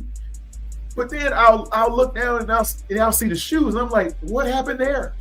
And they'll be the wrong color and everything. It'll be like an all-white suit with some black shoes on or something wild. I'm like, bro, what the heck is going on here? Hey, Fish Bub, you know it. Fish say wrong dress shoes will wreck your suit, man. It will wreck your suit, brother, like a drunk driver. Some messed up shoes will make your suit look like you shouldn't even have it. Everybody knows you dress from the feet up. You don't dress from the top down. You can't plan a good outfit that way. You dress from the feet up. That starts with your shoes, your socks, your slacks or your trousers or whatever, or your suit, all the way up, and then you accessorize last. That's how you go. Feet up, not top down. Feet up. Okay? I've seen people, man. I've seen this one guy. He came to me, hey, man, it's a place called Tecovas. It's a boot store. They make these. Fish, I'm pretty sure you heard of Tecovas, right? It's like these cowboy type of boots. They're not cowboy boots almost. They're like ostrich skin or whatever. Very expensive, but they're very nice. We have one out on South Boulevard up here in Charlotte. I mean, these boots are fly, man. You put those things on, you got to have the right outfit to bring those shoes out. I've seen dudes wear those boots, and the clothing is kind of like, but you got to say, well, dang, but it doesn't work in reverse. You can say, oh, his shoes are dope, but an outfit, I don't know about it, but hey, he had it, and he was smart enough to get some dope shoes, and you'll remember that. But if you see a dude with a nice outfit on, some raggedy shoes, it works the opposite way. You can't even pull it off.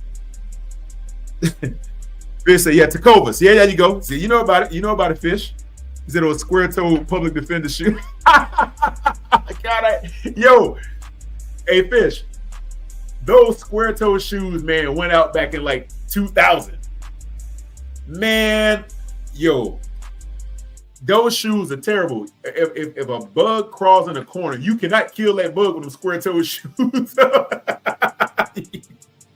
Yo, those square-toed shoes, man, oh man. If you see anybody wearing those, just take them off their feet and say, look, man, I'm going to donate you some shoes or something.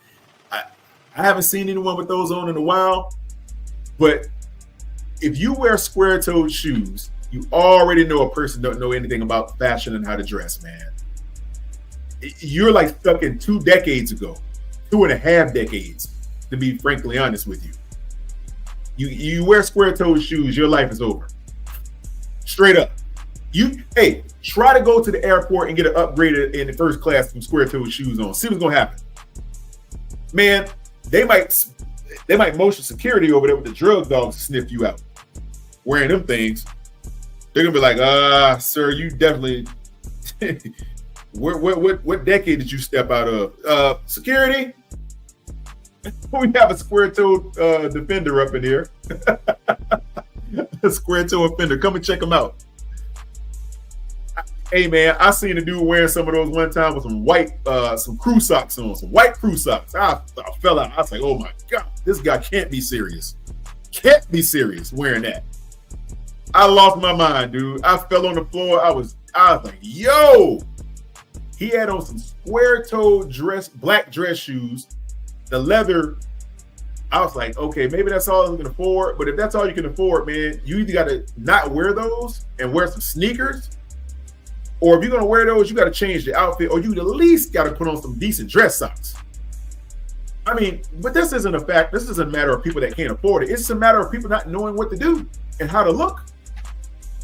I'm like, no, bro, you cannot wear square-toed black dress shoes and a pair of white crew socks. I'm like, no, man, you can't do that, brother. I'm gonna have to come up and say something to you. Hey, man, look, I can help style you, brother. Here's my card. Yo, give me a call. I'll take you to the mall. I'll do it pro bono. I won't even charge you for a couple hours of my time. Let's go. I just don't want you to look like this, man. I don't care about the money. Let me help you, brother. I can't see you walk around like that and just diminish yourself. I can't do it. I can't do it, brother. We got to do something about that. All right. So, man, them square-toed dress shoes, bro. That's a big no-no. Oh my God, don't do it. Oh man, I've seen guys, man, that just think they look fly and they don't. And I'm like, okay, man, I'm not trying to, disparage your style or whatever have you. But hey, man, have you ever tried this? This might help improve your look. You might want to try it, man. Hey, give it a shot, bro. Go check it out. And most guys will say, all right, man, I'll go and do it. And they go and add one layer to their game, and boom, they look a whole lot better. See what Fish say. He said, I think it's intimidating to some people. Yeah, man. He said, I don't own a suit. I didn't own a suit until I was 21, but eventually got work here, had to look right, and wanted to be comfortable. So I dove into the research. Hey, Fish, that's what you have to do, brother. Like, if you're a upward mobile or a upwardly mobile guy, and you're looking for success in your life, okay? Just looking for success in your life, right? I'm not saying you're trying to take over the world or anything, but if you're just an upwardly mobile guy and you're looking for success, you're looking to make a name for yourself, have something in life, be respected. It starts with the way you look. You can have a great personality all you want, but if anyone can't see your personality by looking at you, you have to communicate. But the first thing they're going to do is they're going to look you from toe to head. They're going to see your head, and they're going to look right to your toe, and they're going to look you back up and down again. That's what they're going to do. Now, you don't have to own a suit early on. There's some hacks you can get through. I got a lot of hacks for non-suit guys, okay? A suit is not mandatory, okay? It's not imperative that you have a suit. I'm not going to say that. It's good if you have a suit. It's even better if you have because I know people that have suits, a lot of them, but they're cut wrong, they look bad, and it's like, brother, you might as well not even have a suit. I'd rather you have one really good suit versus 14 terrible suits. That's number one, okay? So the you must have a suit thing is not really the case. You don't have to have a suit to look good. You can make a business casual fit look right. Now, you can come when you travel and move around, you can have like a sport coat, dress shirt, cardigan, sweater type of thing. You can even rock it with some denim and some nice shoes. Boom, there you go. You don't really need a suit. You can wear some chinos and a sport coat, pull it off, bang, same thing. Okay, it's not mandatory that you have a suit. You can have a suit and look good in a suit, but it must fit. It ain't got to be a custom suit either. Okay, I like custom suits because I love how they fit and I love how they look. But if you can't afford a $400 or $500 custom cut suit, no problem.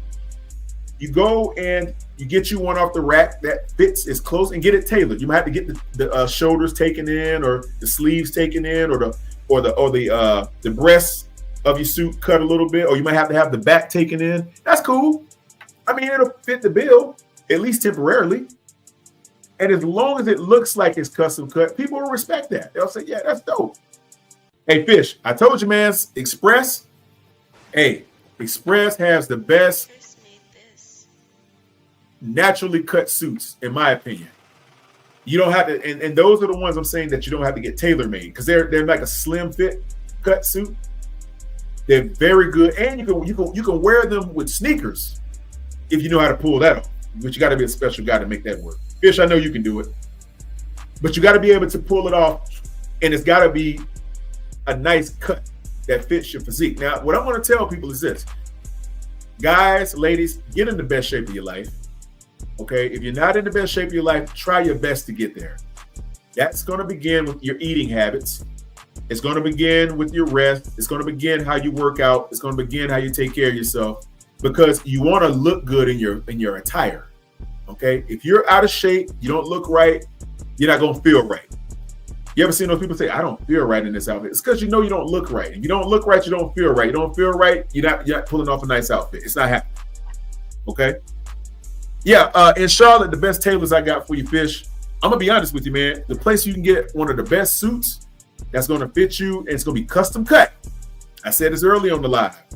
About $400, you can get a custom suit from Joseph Bank or Men's Warehouse. Boom. I'm telling you now, Men's Warehouse bought out Joseph Abboud. They bought out Joseph Bank. Same thing. They all the same now.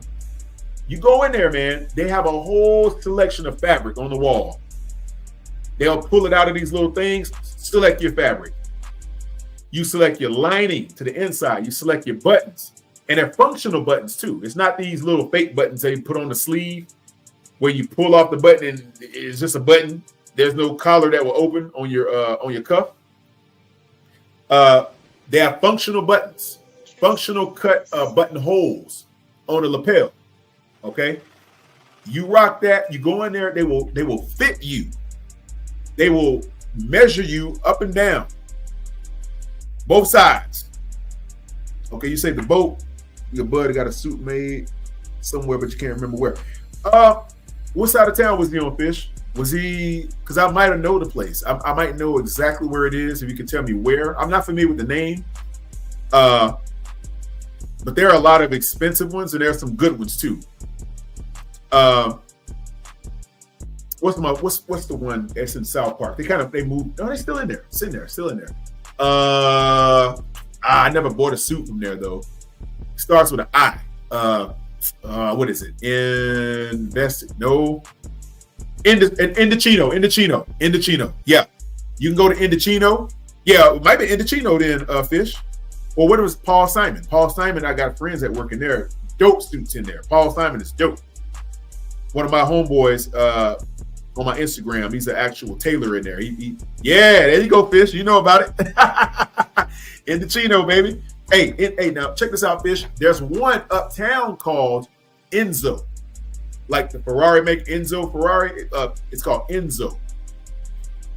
Kind of like an Indochino fashion type of cut. Same type of situation. A little bit more expensive, but very, very exclusive. Yeah, them Indochinos and the Enzos make wonderful cut suits, man. Now, these are going to be more of a prestige cut. They're going to have more exclusive fabrics.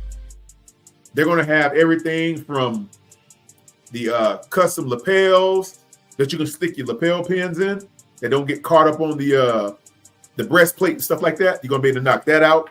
And then you're going to be able to have the breastplate that doesn't have that piece of in the inside, the interior, that hard, that canvas or whatever they put in there. They don't even use that. They use like this real pliable material that lays on your body. So it looks like a shirt. It fits you. Their suits fit you like a shirt. It don't feel like this cardboard suit you put on. It feels like a piece of real nice fabric you make a sweatshirt out of or something. It feels like that. But that's what you want. Like Indochino rocks that. Enzo does it.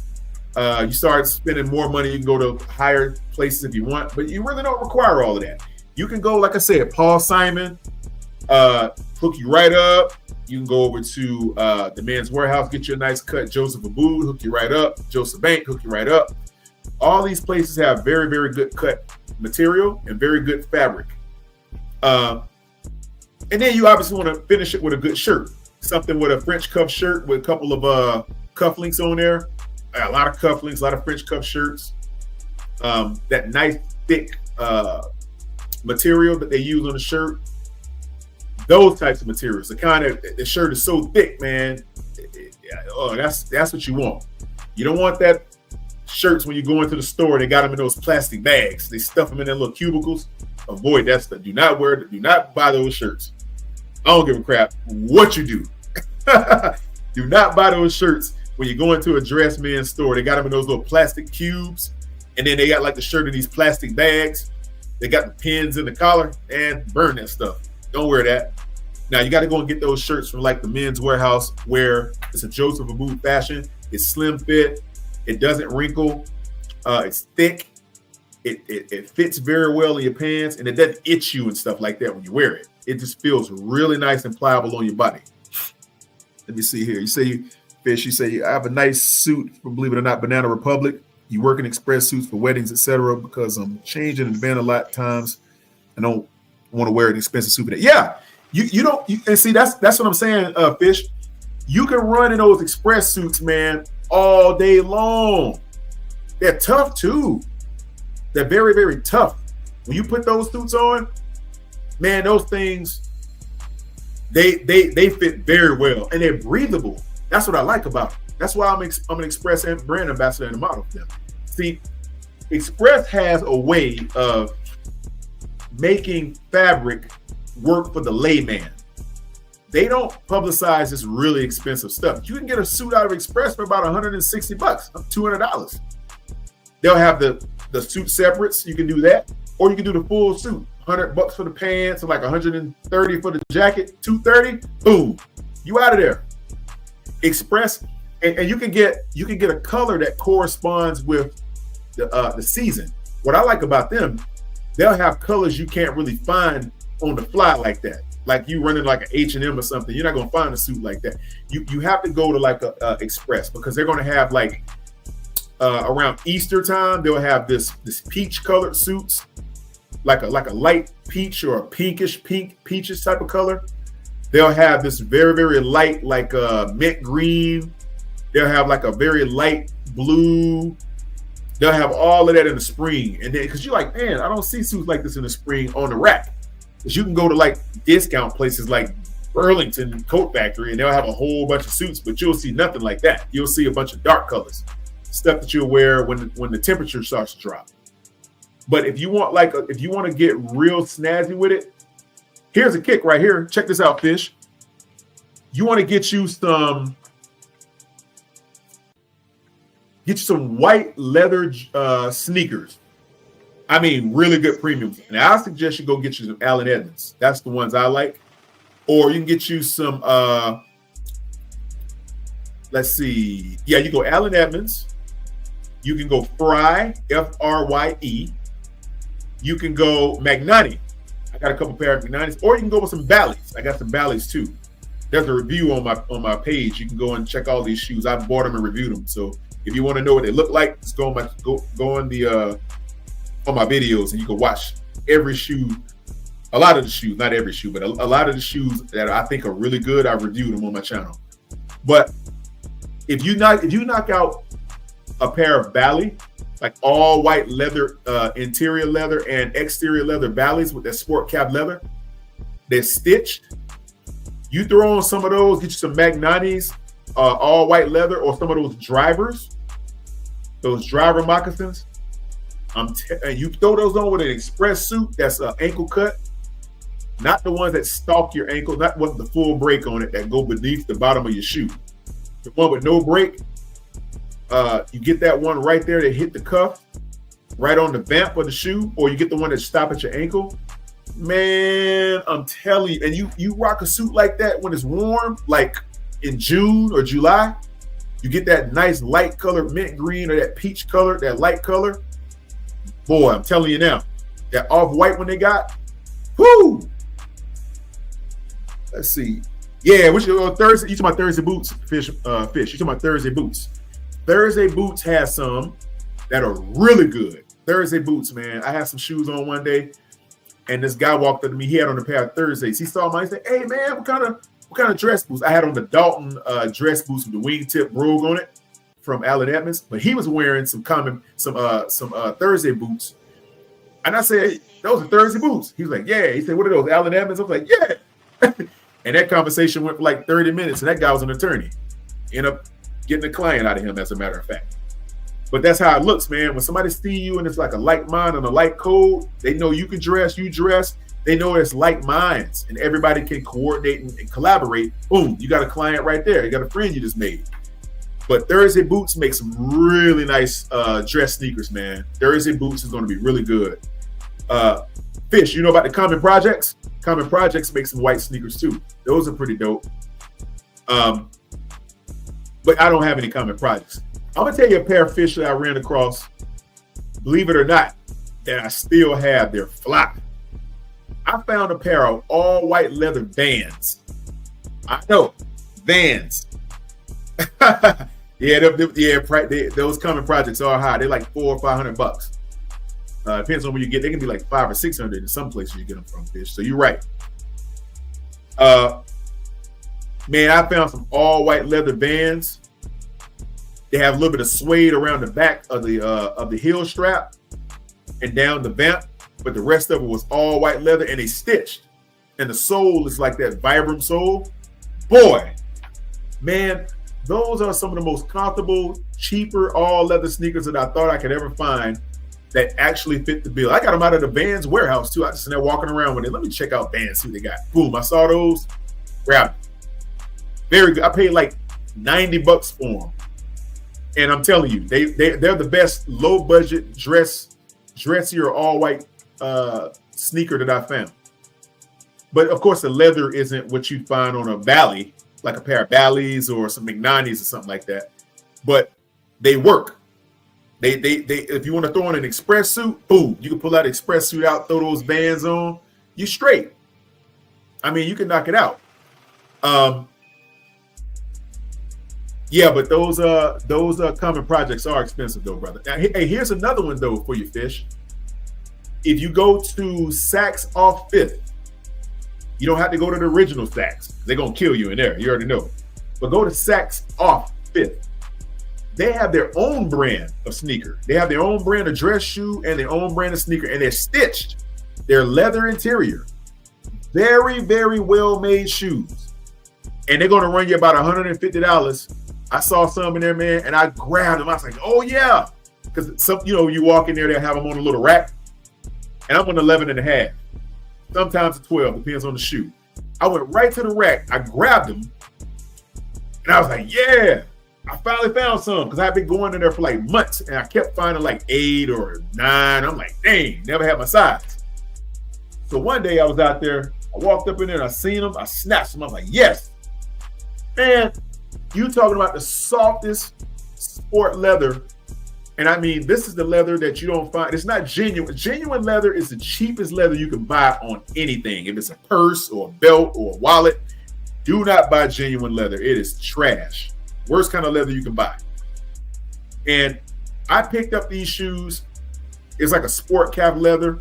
The tannery did a very good job of using the right type of cut. They used the right part of the cow. Wonderful leather. Man, I walked all the way to the front of the store. I was smiling. But I handed the box to the lady, and she started to, you know how they take them out to kind of look at them to make sure it's the right one? Man, she pulled them out. One shoe was 11.5, one was a 10. I said, oh, man, dang it. I was like, come on, man. Somebody had to switch the shoes around and put the wrong. I was like, yeah, man, I was so close, man. I always wanted those shoes, man, and I still can't find them. I'll get close. They'll have like a 9 or a 10.5, or I'm like, man, forget it. For like a year and a half, I was looking for them shoes and never could get them. I'm gonna go try sometime in the next week or so, see if I can't find them. We went to the Pacific Northwest Bootmaker rabbit hole last year. I'm a leather snob. Oh yeah, man. Hey, Fish, you understand that certain parts, certain entities use certain kinds of leather. So this is why I'm a Coach guy. Because Coach uses nothing but the best parts of the cow. Like the shoulder blade of the cow down to like the underbar of the breast of the cow, all the way down like the arm, the front leg. That's the cheapest leather you're going to find on the cow. That's what they use for like Jordans and all these sneakers, these LeBrons and shoes. You know, leather shoes. You'll go to Nike and buy you. Oh, pay $250 for some Jordans. That's the cheapest leather you can buy. It's called genuine leather. It's not good. It's not good at all. And then they use this industrial level glue on the shoe. And then the stuff start coming apart after you walk around in it for a while. You got to like re-glue them. There's no stitching in these. It's all industrial adhesive. It's the worst stuff you can, and it's the cheapest leather with the cheapest construction. And you buy this leather, man, and you know it. Like if you buy a pair of genuine leather dress shoes, like Stacey Adams, for instance, everybody that's black, unfortunately, they run and grab Stacey Adams. Okay, fine. But generally, people that buy those kinds of shoes, they only buy one pair of shoes and they wear the same shoes with every outfit. You already know. And you'll see these dudes walking around for a year and two, and they'll have these shoes. It's like, hey, we're going to get some more shoes. But I'm going to tell you something. That leather starts to crack along the vamp. And you'll notice after you're rocking those shoes, you'll start seeing the paint like come off of them and stuff, like all those wrinkles in the vamp when you bend your toes right along the top of the shoe. You instantly start to notice this leather is not very good. And then the leather starts to crack. You can polish that thing all you want. You can put some of the best shoe polish on that shoe and it's still going to crack. Because it's genuine leather that they cut from the shoulder blade of the cow. That's the worst leather ever. Because that's where the cow will be grazing and he'll rip his shoulder on a barbed wire fence and stuff like that. They use the cheapest leather for those kinds of shoes because they can buy it in bulk. It doesn't cost very much. The tannery will try to dye it and stuff. You can't get the imperfections off of it good enough. But then when you want to get to the good part of the cow, you want to hit the cow around the hind leg area, like where the butt of the cow is, like ham on a pig, the butt. That's the part of the cow that you want, the underbelly of the butt of the pig, like right in the back, or the cow, I'm sorry. You're going to get the very best quality leather from back there because that's going to be the part of the cow that takes the less damage. And that's the part of the cow that is not it's not used as much. And they're going to use not old cows. They use like youthful cows because they have softer skin. Okay? You start getting that bull leather and that bison leather. That's that tough leather. That stuff, you don't want to wear that on no dress shoes. You can wear that on some boots, like some Red Wings, some Red Wing boots, fish, like that. Yeah, Nick's boots, Frankie's boots. Yeah, those are good. Red Wings are going to be good. You know about Red Wings, fish. But if you're buying sport calf leather, you're going to get the very best leather. Okay, sport calf is going to be the best. And you can see it, like the stuff that Coach use, like the glove tan leather, stuff like that. That's the best kind of leather you can find, and it's going to last forever. Like I'll take for instance I got a pair of Allen Edmonds, right? Just one. Those shoes, they'll run you about $500, $600 dress shoes. But I'm telling you, those shoes will last you for 35 years. I mean, literally 35 years or more. And you got a rotation, they'll last 50 years. And the reason is because they use the very best quality leather. So when you walk in these things, you're not going to get cracks and stuff in these shoes because the leather is so good, it's so pliable that all you have to do is just shine them. And don't use cheap shoe polish. Don't use any of that alcohol-based stuff on your shoes. It'll tear your shoes up. Like all that that dye that the tannery will dye the leather in, it all will start to mess up your shoes if you use the alcoholic-based shoe polish. Now you want to get the Saphir Medal Dior. That's what you want to buy. You want to buy that Saphir products. It's designed specifically for high-quality leather. You want to get some of that. Saphir. You can go right on Amazon. Saphir Medal Dior. That's what you want. very best quality polish you can get for a shoe. It don't rub off on your pants and stuff like that. It stays on the shoe. And then you get yourself a nice pig hair or horsehair brush, and you buff that shoe.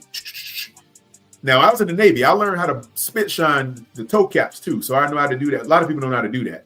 But if you know how to spit shine the toe caps with a little bit of water and the lid of a shoe polish lid, add your water, add a layer of polish, add your water, and just buff that stuff with a nice horsehair brush. Boom. Mink oil. There you go. There you go, Fish. You know about it. I got a bottle of mink oil too.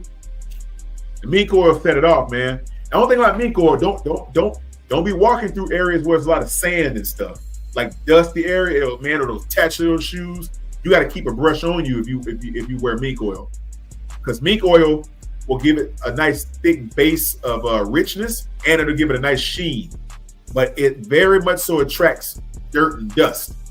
So if you're walking through a place where maybe a dusty place and stuff like that, you're going to have your horsehair brush with you to buff it off. Yeah, man, I've done it all. Yeah. So, yeah, the Goodyear welt is the way to go, Fish. You got to get a Goodyear welt, or your Blake Rabbit Stitch. Your Rabbit Stitch is going to be the other way to go. Those are going to be more for like European shoes. But if you're going with like an American kind of shoe, they don't do the Blake Rabbit Stitch because the sole is too thick. So they'll go with like a Goodyear welt, as you already know. So I recommend that. Also, you got to get a good quality leather belt too. Good quality leather belt. I'm telling you, Allen Edmonds, man. Now I don't give out my secrets, but I'm gonna give the secret. You might already know about this, Fish. Check it out. I don't tell anybody about this, but I'm gonna go ahead and lay it out today. I've held the secret for too many years. It's time to let it out. It's time to let it go. It's time to let it go. If you guys want really good quality dress shoes that really will cost you $600 a pair or more, I am an Allen Edmonds guy. I love Allen Edmonds. They have some of the best quality you're going to find out there. Not the best, but close to it. You want to go to Allen Edmonds Factory Seconds or shoebank.com. Bam. There you go. You're welcome. Shoebank.com. That's where you're going to find your factory seconds. Now, it's going to be pretty much an Allen Edmonds shoe. They use everything from Horween leather. It's the same leather they use on the NFL footballs. Horween, Horween, Horween, Horween leather. You're going to have the very best quality. I have some Normandy boots made by Allen Edmonds with that Horween leather. Oh my God, those things are top tier. But go to shoebank.com, or you can just type in Allen Edmonds Factory Seconds. You're going to find the discounted shoes on there that are generally range about $500 or $600. You'll get them for $200, $150. And they're on there because Allen Edmonds is such a perfectionist company. If they like buff a shoe too much, or they put too much polish on it, or they cut a heel not too deep, or any imperfection on that shoe that they don't deem as standard, they're going to let that shoe go for a fraction of the price. I go on there, man, I'm like, what's wrong with this shoe? They'll tell you, oh, the eyelet wasn't cut right, or the line lacing on this is supposed to be a little bit, about a quarter of an inch to the left, or a centimeter to the right. It was a centimeter to the left, so we're going to put it. They will not sell it as a custom cut shoe. They will sell it as a factory second, and it's going to be the same shoe with literally you can't see or tell the imperfection. Trust me, I got a few pair, and man, they're the best. A factory second Allen Edmonds cut is going to save your life. It's going to save you $200 or $300, $400, and it's going to feel and look like an $800 shoe. True. Factory seconds, Allen Edmonds, or you can go to Shoe Bank. It's the same thing. That's, you can Google both of those, and the same thing gonna pop up, and you can go. Now, if you're going to go to Allen Edmonds and get the real cut shoes, you can. They're gonna cost you though. They're not cheap. They're not cheap. I'm gonna tell you right now, they're not cheap. But most people need to realize the more you invest in your shoe up front, you're going to have a better situation long term. You're not going to get a run over shoe. The only thing you're going to have to do with a custom cut shoe like that is you're going to have to resole it. There you go. There you go, Fish. Shoe bank. You'll see what I'm talking about. You go, the only thing you're going to have to do with an Allen Edmonds or a Magnani or a Antonio Marizzi, shoes like that, you'll have to just resole them. You just have to change the sole out every 7 to 8 years. And that's if you wear them a lot.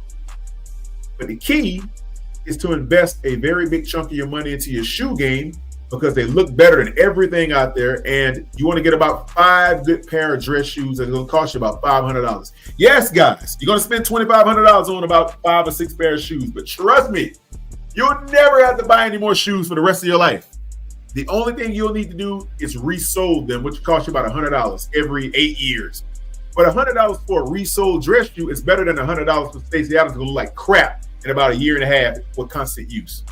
So you want to go with a Allen Edmonds or Allen Edmonds Factory Seconds, something like that. A pair of Fry dress shoes, wonderful leather. You want to get yourself an Antonio Marizzi. You want to go ahead and get you some Frank. What's his name? I got about 3 pair of those. Frank Magloire or whatever his name is. Beautiful shoes. Magnani, you're going to get a very, very nice cut shoe. All resolable. And if you got about 5 pair of shoes made by these entities, all you're going to do is resole them. And if you have a rotation like that, you may not have to resole those shoes for 20 years. I have like Allen Edmonds. I haven't had to resole one shoe, and I've been wearing them for 7 years, 8 years now. Since like 2018 that I started buying those things. And I haven't had to resole not one. The heel even worn out on none of them. And it's like, wow, I can wear these shoes like you wouldn't believe. Let's see. Fish say, I got my last pair of Red Wings used. Hey, man, had them resold, and it cost us. Oh, that's what I'm saying, Fish. People don't know, man. Look, you go and get yourself a pair of Red Wings. I think there's I had a friend come into town from Chicago to visit me. Out of Pineville, I was going down there, and I went down there and I passed the Red Wings. So I was like, oh shoot, there's a Red Wing down here way in Pineville. And I saw it. I just never had a chance to go back down there and check them out. And there's also another one somewhere up on the northern side of town. But I seen the Red Wing down there, and I didn't even know it was there until I passed it one day. I was like, oh shoot, got Red Wings over here. But you can get a pair of Red Wings, man. Those boots, you can do about anything in them. Very good quality boots, man. I'll put you up on game for something else. Yeah, there's one up in Concord. That's correct. That's what the other one is, Fish. I'll put you on game for something else too. Now, people are you might think this is crazy, but I've checked out everything. There is a Clark's at the Perimeter Mall on the west side of town. Clark's has some really good stitched dress shoes. They got welts. They got Goodyear welded ones too. Clark's. And they're comfortable. They're leather interior, the whole nine. I have a few pair. I'm telling you. And they have that Italian leather, Italian sport cap leather, same thing. Welted, Blake Rabbit stitch. They got all that in the Clark's warehouse. And you get them, you get 2 pair for like $130. And they were originally from the regular store. They're gonna run you about $200 or $300 a pair. Clark's is in the game too. Look at it, Fish. I had a pair of those Clark Desert. Yeah, man. Hey, I still got my Clark's Chucker boots. I wear them all the time. I got a photo posted on my community page where I'm wearing them that I just put up not too long ago. And those are some of the most comfortable dress boots, man. They're Chuckers. They're sport cap leather. They're stitched. Yeah, man. Now, Fish, I'm gonna give you a secret. If you have some dress shoes you need to be resold, there's one place in the whole city that does it better than everyone. I've gone a lot of places to check this stuff out for research purposes. And I've taken inventory from people to ask, what do you guys think about getting your shoes resold? What do you think? What do you think? And I've been told all these other places that I've actually went to, They are good. They may give you that JW Soul or whatever, but it's gonna be very, very pricey, like $200, like $160. I'm like, dang, $200. But I found one place after hearing it from elderly Caucasian guys tell me this, that bankers in Charlotte is big banking. So these guys wear really nice shoes. I had this one guy tell this elderly guy, probably in his 70s. He was like, nah, go to Belk's on the top floor. In South Park, there's a cobbler in there, and he's like, $75. He'll resole your shoe better than anybody in town. I was like, really? I thought he was BSing me. I was like, nah, not the Belk's. I'm like, Belk's has a cobbler? He's like, yeah. I'm like, nah, you messing with me. He's like, no. He said, go and try it. You'll see. Man, I went in there, and I got on the escalator. I'm like, where's this place at? It was like that movie. What was that movie? Click or whatever, when he had to like find that man with that back office in that regular store. You gotta go all the way to the top, man. It's like you on a roof. You go to like the 5th floor, like bruh man from the 5th floor, like that. You got to get on the escalator and go all the way to the top, man. Yeah, that's right. It's an Asian couple, Fish. You know all about it. That's it. Man, I went in there. They will hook your shoes up, man. I was like, oh my God. And it's like $80, $100. Yeah, they do keep later hours. They open on the weekends too. That's another thing. There's another place near Amelie's over in the shopping center over there on Park Road, the Park Road Shopping Center. On the back side, behind the Amelie's near the Midwest Smokehouse, there's a cobbler right in that little strip right there, that little white buildings back there. They look like they do pretty well there. I've never gone in there and taken any shoes in there before, but I hear good things about them too. But I hear the best about the Asian couple up there in South Park, man, on the 5th floor. They do the best. Look, Fish know about it. You know all about it, Fish. Yeah, man, they got secrets, man. Yeah, and you see, you know about the guy behind Park Road Shopping Center too. So you know what? Yeah, like Dean's on Selwyn. Yeah, Dean's on Selwyn. Fish, how long you lived in Charlotte, man? You know the city pretty well. A lot of people don't know these secrets about Charlotte like that, man. It sounds like you know a lot about the ins and outs of where to go and where to get stuff done at. I know the manager at a store. It's the dress store, like it's called Bonobos, right over by the Tacoma store on South Boulevard in the new it's a new building they just put right there in the design district. I'm sorry, not the design district, but the Atherton Mill, right there. It's called Bonobos.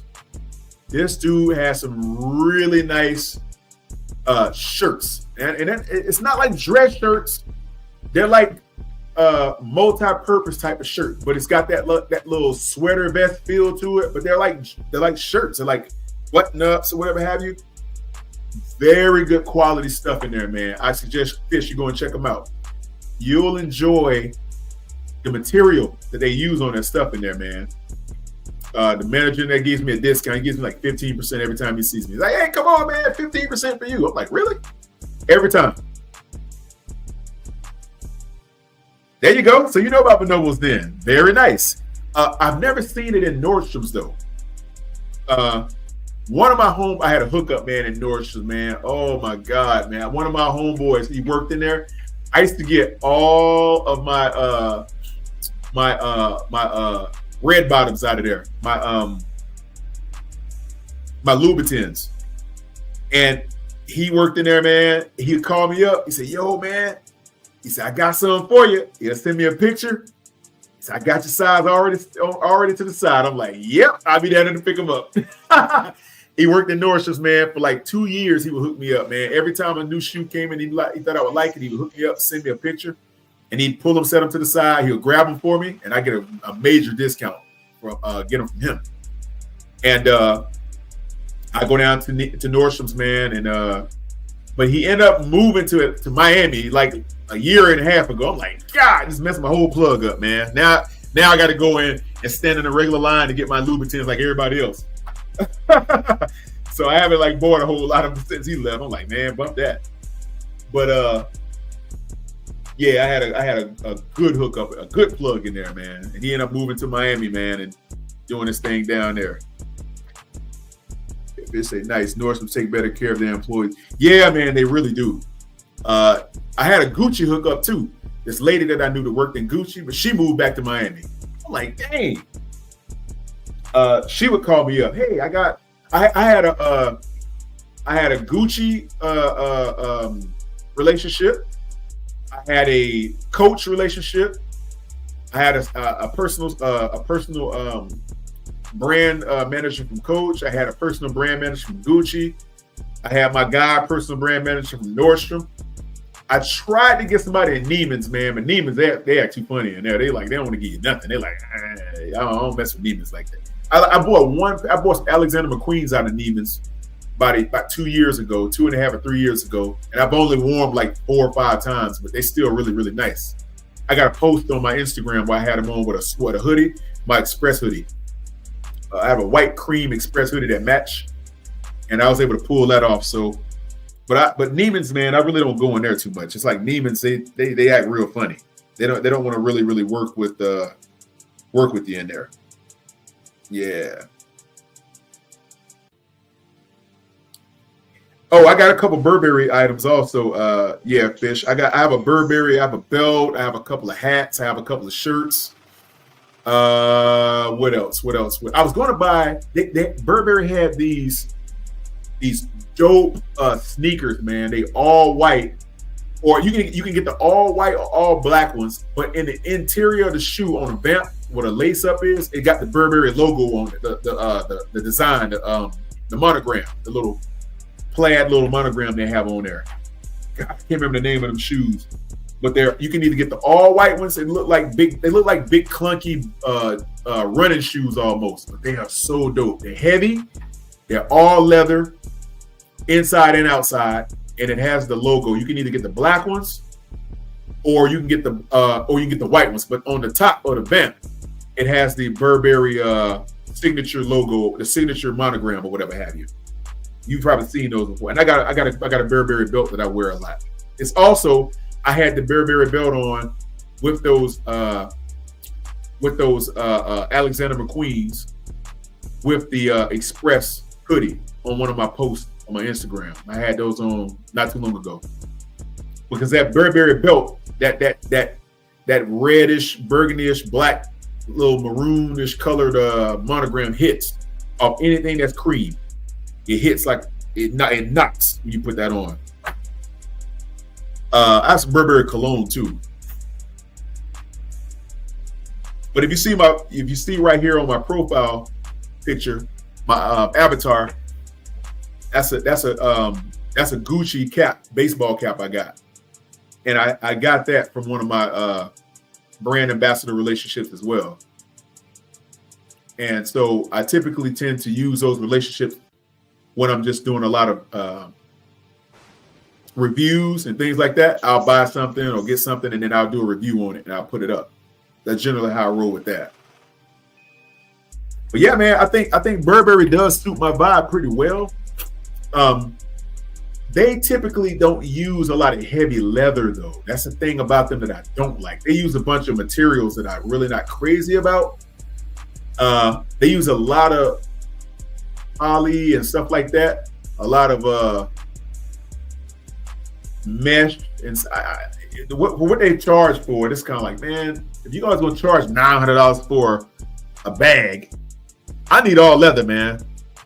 I don't need this, off type of material that I can get in another brand for like $800 cheaper. I'm not going to do that. But I love the designs, though. That's something Burberry have, the designs. It's gorgeous, man. Gorgeous designs. I wear it any and every day. What do you think about YSL, Fish? There's a YSL right beside the Neiman's in South Park Mall. And, man, they had some turkey toe boots in there, man. Oh, I wanted those boots. They were like $2,000. I was like, I'm feeling froggy, but I ain't gonna jump. They had these black leather turkey toe boots, man, with the real pointed toe on it. But you hit those things off with some nice dress pants, man, or some trousers, a nice cardigan sweater.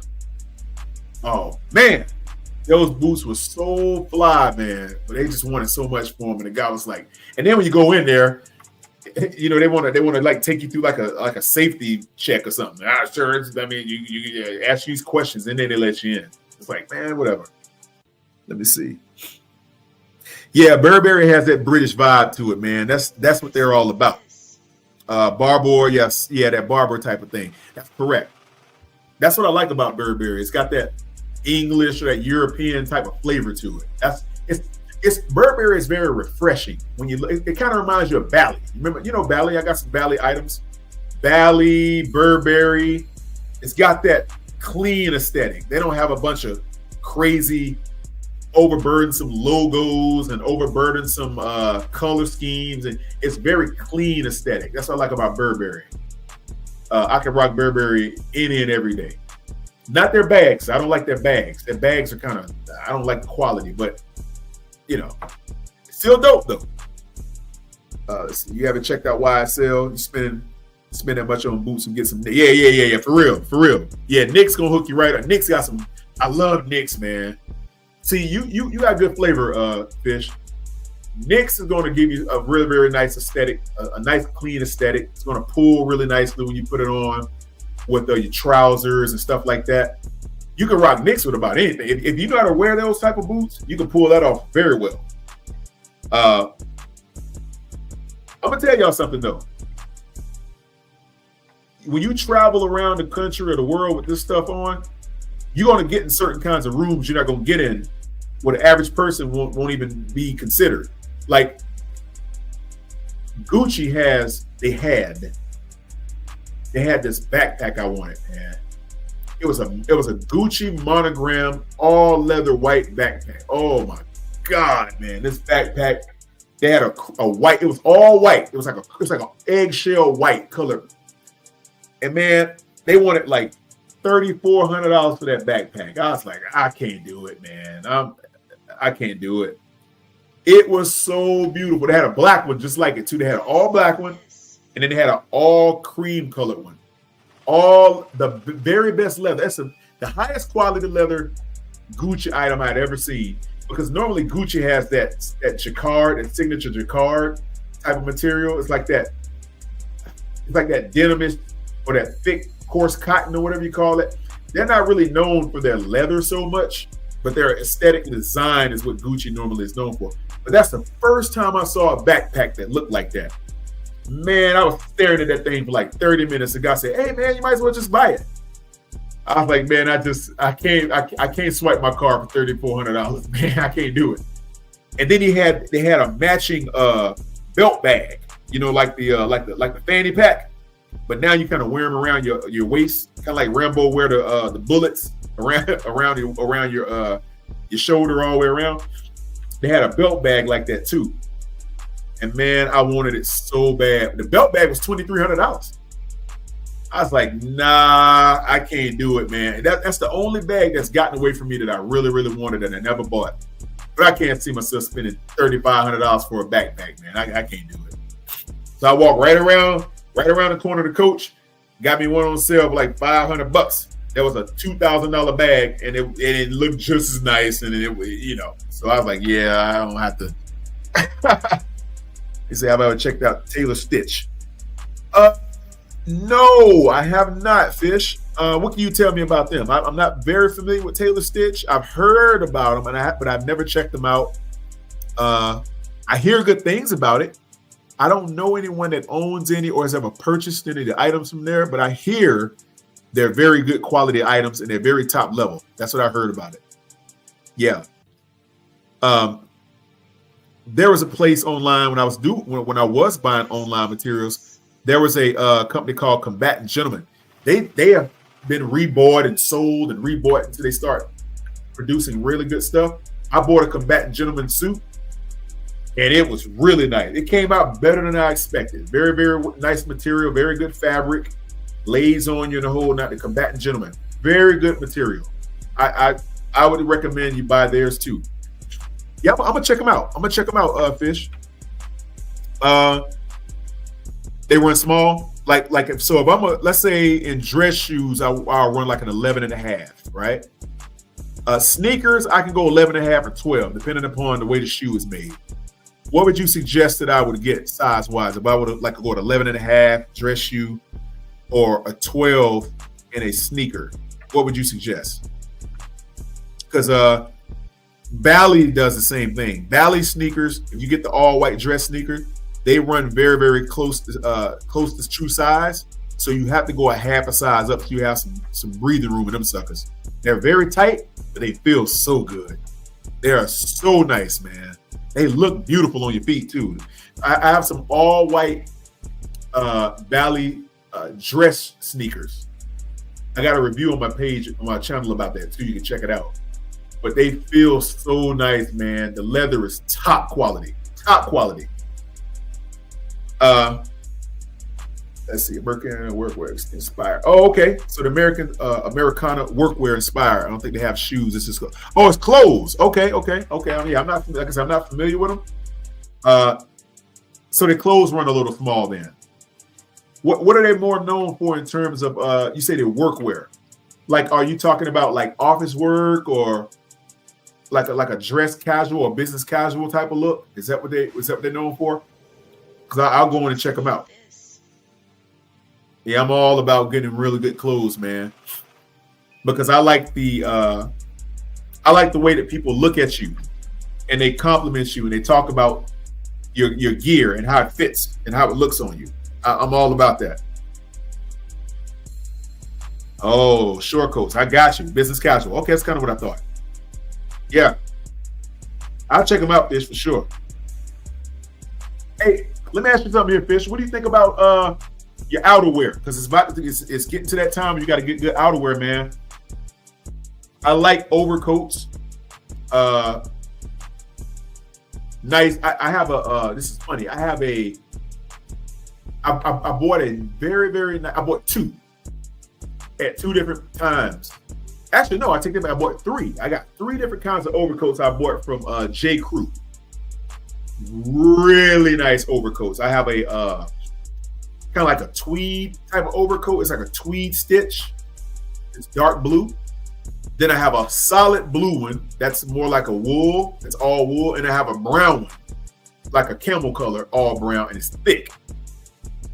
Got them all on sale for like $100 and something each. And I bought them at different times of the year, at different times during the winter. Then I kept going in there. They kept changing it up. I find this and I find that one. Very nice wool, man. Go and try J. Crew. There's one in Concord Mills. There's one at the Perimeter Mall out of 485 in West Charlotte. There's one out there. There's also one at the Park Road Shopping Center. There's one there too. Yeah. Go in there. You'll find some of the best outerwear for men that you're going to find, bro. In my opinion, I have a few overcoats. I prefer the ones from places like that. They feel better. They hang good. They thick. You get you a nice scarf, man. Throwing you a nice scarf to go with it with a nice beanie. You're killing it. You're killing the block, brother. Killing the game. Yeah. J. Crew got really good shirts, man. Really good shirts. I have a few of their shirts too. I have a couple pairs of slacks as well. Slacks and some of their trousers. Yeah, merino wool, definitely. Calvin Klein overcoat, must have. I got two Calvin Klein overcoats. Dope. Yeah, the Calvin Klein overcoat I have is very dressy. It's a thin cut, but it's thick. It's a dark brown. It's a dark brown wool. It looks, if it was lighter, it would be a camel color, but it's like a I don't even know how would you classify this color. It's it's like a coffee. That's what it's a coffee color. It's like a coffee bean color, like that. Very dark, very heavy, but it's a thin cut, but it's thick. I don't know how they pull that off, but I rock that when I wear my coffee color Allen Edmonds dress boots, my Dalton boots, something like that. Whatever have you. Or I got these double monk strap dress shoes. I'll throw those on with it too. With some gray, like a gray dress pant, gray cardigan, sweater with a coffee brown overcoat and some coffee brown double muck strap loafers. Booyah! Hit you right between the eyes. I got a lot of stuff that look like that I be rocking, man. I probably post hundreds of pictures on my Instagram where you'll see all the stuff that I do. I've archived a lot of pictures over the years. For real. Let's see. Yeah. But J. Crew does have very good shirts. They have very good items. I say all that to say this. When you travel with this stuff on, you have a level of prestige about yourself. People respond to you extremely well when you look nice. They'll walk up to you, give you discounts. They'll put you at the best table in the restaurants. I remember one time I was traveling to Miami. I went to this one of the very best Brazilian steakhouses in Brickell. It's called PM Buenos Aires. I'm sorry. Some of the very best steak in Miami, man, in my opinion. Right there on Miami Avenue in Brickell. Woo! I walked in there, had on that same coffee color Calvin Klein overcoat. Boy, they were like, "Sir, we have a table right for you, right over here." Put me right under the light in the middle where everybody can see you. They didn't stick me off to the side in the shadow. They stick me right under the light, meeting the business associate there. Wonderful meeting, even better food. And all I got was compliments on the dress the entire time I was there. "Oh, sir, that's a very nice coat. That's a very, very nice pair of shoes." Man, I had on my dark blue gaiters with that too. I had these loafers, these dark blue loafer gaiters or gator loafers. Crocodile leather, man. Custom crocodile leather. Some of the best stuff you ever find in your life. I also reviewed those on my page as well. You can go if you guys want to see some of the stuff I'm talking about. You can find most of it on my reviews on my channel. You go through my channel, you look through the videos, you'll see all types of reviews on all kinds of stuff that I'm talking about. So you'll get a very, very good mental snapshot of these items if you go back and just look at it. You'll see what I'm saying. But those shoes I'm talking about, those dark blue gator leather loafer leather gators, they're on there. Let's see. It said, Fish says it behooves places like that to have people who look good and dress well in their establishments. Yeah. Hey, Fish, you know what I'm talking about. If you ever gone to a place where everybody else is like dressed down, but they're supposed to be dressed up a little bit, but they don't realize it because you can tell they've never been to a place like that before. And you know when you walk into like Dressler's, the fine establishment, fine dining establishment, or you walk into like McCormick and Schmick's. When you walk in there and you look like you were supposed to go to Bob's Burgers or something like that, like the Burger House or Shake Shack, and you step into freaking Morton's right there on Trade Street, and they look at you like, "Yeah, we got a table for you, sir." They make you wait an extra 20 minutes before they sit you because they want to see where they need to put everybody. And they look at you and say, "Yeah, we're going to put you over here by the drink machine. We're going to put you over here by where the waitress ring you up after you eat. You know, over there where the register is at, the little place they got tucked in the side. They stick you right behind her, right behind the doors for the kitchen. They put you over there." I'm like, nah, they're not gonna be doing it to me. When I come in there, you're gonna sit me in a spot where it looked like I belong there. Not like you're pitying. You gave me a pity table. Like, yeah, we want him here, but you know. I'm telling people, man, when you go to these places and you look the part, or you travel, they're going to put you in the very best places to make their establishment look good. They're not going to put you. If you walk up in there with a wife beater on and a freaking do-rag like Michael Penix, they're not going to put you in the front where all of the prominent people will sit. Like if you walk up in Capitol Grill, right there on Tryon. I love Capitol Grill, but they're not going to stick you in the nicer places, man, and you look like you just left the Panthers game. they'll give you a table, but it's not going to be in the front. It's not going to be like at Eddie V's where they put you right there, where they bring out the food. They're going to put you right there where they chop the food. They're going to put you back there where it smell like the fish, not where they cook it. They're going to put you over there where all you smell is fresh fish right out of the box. That's where they're going to put you at. So when you go places, you just have to step out of the house like you trying to make a statement. I don't give a crap. I'm going to the post office, man. I'm not trying to look like I'm going to Wendy's for a 4 for $4. I don't care where I'm going. I'm gonna make sure I look the part wherever I step out. That's just how I roll. Because you never know who you're gonna run into, man. Like, you never know. You ever seen people out in town? You say, you'll tell yourself, I'm gonna just throw this on, man. I'm just going right down the street. I'm going to the grocery store to grab some light bread and some mayonnaise. And you go to freaking Whole Foods and you see Elon Musk or Jeff Bezos standing in there. You're like, crap. How am I going to pitch a business deal to this dude with my Nike slides on?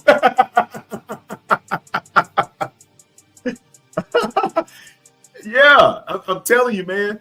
Do not run up on people trying to talk business or anything like that if you look like you just came out of the sauna. Unless they know you, unless they say, oh, what's up, man? You just came from the gym? Oh, yeah.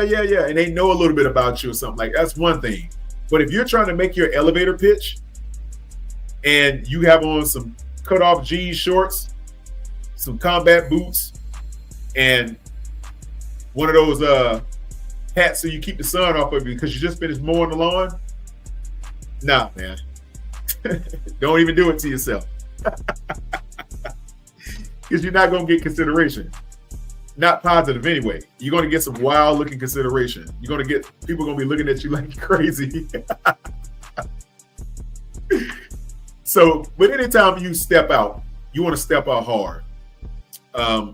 Fish, you understand what I'm talking about, my brother. When you move around, man, you get a lot of preferential treatment when you look like you belong there.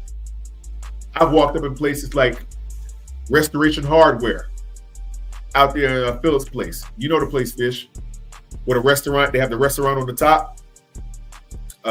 Very exclusive when you walk up in there. And you step out of there, and I've seen people in there wearing regular clothes, but they don't get the same look, man. I've had people work there come up to me, sir, we're going to invite you to this gathering we're having for prominent customers or whatever. Here's a little invitation. And they'll give you an invitation to come back and check out the new furniture they're going to put down there on the bottom floors and stuff. But you'll notice they don't hand it out to everybody. They only give it to certain people. Boom, boom, boom. What's up, Chris?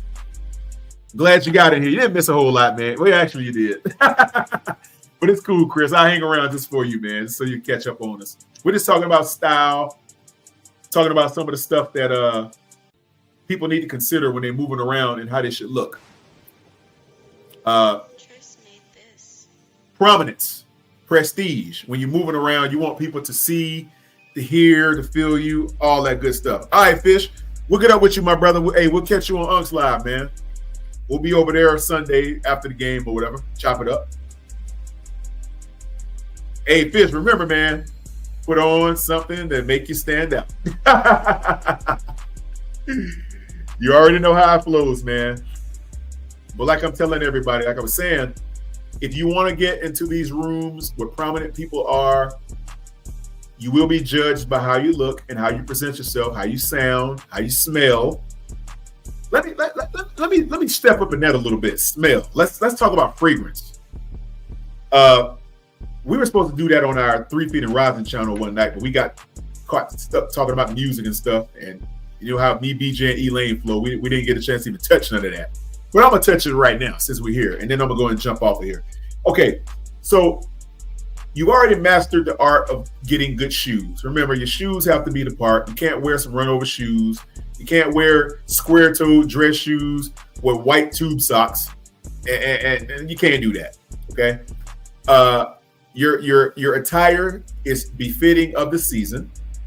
You have the right color coordination on befitting the season, okay, et cetera, et cetera, et cetera. And then you want to go with a good fragrance. All right, let's talk about skincare. I want to hit that a little bit. Skincare. All right, guys. I don't know what I've seen some of you guys out in town, man, and I'm looking at you like, did you wash your face with a Brillo pad or a piece of sandpaper? Which one? Skin be rough like a mother, like alligator. I'm like, brothers, good brothers. No, you want to go, if you are a Caucasian guy, there are all kinds of Neutrogenas and stuff like that you can use. If you are a guy with melanin in your skin, if you're black, go with African black soap. That's all you really need. African black soap every day. And get you some, I'm not going to give y'all my secret as far as like the scrub, because y'all are going to buy it up, then I can't find none. And then my skin get messed up. Nope. No, I'm just messing with you. Now, go get you some of the St. Ives bamboo scrub. It's a bamboo tea tree bamboo scrub. It's very fine, but it's like got a little bit of tiny grit in it, but it will get all of the impurities and bad oils out of your skin. Now, me, I have oily skin. So when you use this stuff, of course, you hit warm water on your face, boom, you put a little smidgen of this stuff in your hand about the size of a dime, and you hit your face with it. All the areas of your face. Boom, boom, boom, boom, boom. Rinse it off. Close your eyes when you use it, because it will get in your eyes. It's very, very irritating if it gets in your eyes. Wash that stuff off, and then you follow it up with some African black soap. Wash your face with African black soap. I'm telling you, that stuff will clear your skin up. It will be nice, moist. The light will hit your skin. You'll look like $1,000,000, okay? African black soap. That's the trick right there. And then you hit it with a little bit of moisturizer after that, and boom, you're good to go. Line your stuff up, your beards and your mustache. Always keep your stuff lined up, okay? Guys, you hit that. After you do these things, you have a good shower, good soap, goat's milk. Use a goat's milk soap. That's the best kind. After you hit that, your fragrance should be something like a body oil or a nice fragrance, not like a toilet. You want to use something that's a little heavier than that, that'll last a lot longer. Don't go out there and buy the stuff that as soon as you spray it on, it withers away when the wind hits you like 2 times and it's gone. I recommend body oil because it sits in your pores and it lasts all day. Okay, I've went out and bought all the good colognes. I've got the Givenchy Pie and all the cool waters and all the good colognes. All the Calvin Klein. There's a whole bunch of colognes, all types of expensive stuff. You can get it all for $300 a bottle down to $50 a bottle. Doesn't really matter. But in the end, I recommend you go with a body oil. Now, you find these body oils at the African shops or the smoke shops. They got a whole bunch of them in there. You buy them at a good price. Boom. The body oil, you put it right, hit behind your ear, under your neck. Boom, boom, boom. Right on your pectorals or your shoulder blades. Boom. That's it. Man, the scent that will come off of you is something radical when that stuff hits you. And everybody notices it. You want to go with something like that. Okay? Put that on, throw in your deodorants and stuff like that. Boom. It depends on the time of the year. This time of the year, I recommend always wearing business casual or a business casual dress down. There's going to be a day or two where you might throw on like a sweatsuit or something like that, but I'm very rarely trying to wear that stuff. I mean, if I'm going to throw on a Nike sweatsuit or something like that, I literally have to be going through a drive-through and not getting out the car. If I'm going for a Starbucks or something, I'm going for a Dunkin' or something like that, if I don't have to exit the vehicle, I'm not wearing them sweatsuits, man. I'll put it on just to run somewhere and stay in the car. If I gotta like drop somebody off or something, boom, that's it. I'm not wearing a sweatsuit out in town like that unless if I'm going to a Panther game or Hornets game or MLS game or something like that. Then I'll probably wear some shorts or something and dress down because I'm gonna be out in heat or something like that. But generally, anywhere else I'm going, if I'm representing me and my family, I'm looking like $1 million, or I'm trying to look as close to $1 million as possible. It's a lot of stress, but you have to do it. If I'm going to wear denim, if I'm gonna do a complete streetwear day, that's fine. But it's gonna be very nice streetwear. It's gonna be some dope jeans. It's gonna be some nice fly dress shoes, not dress shoes, I'm sorry, but sneakers of some kind. And I'm gonna throw in a very, very nice t-shirt of some kind to correspond. Or I'm gonna go to a long sleeve dress shirt or some kind of cardigan or something like that with some sneakers.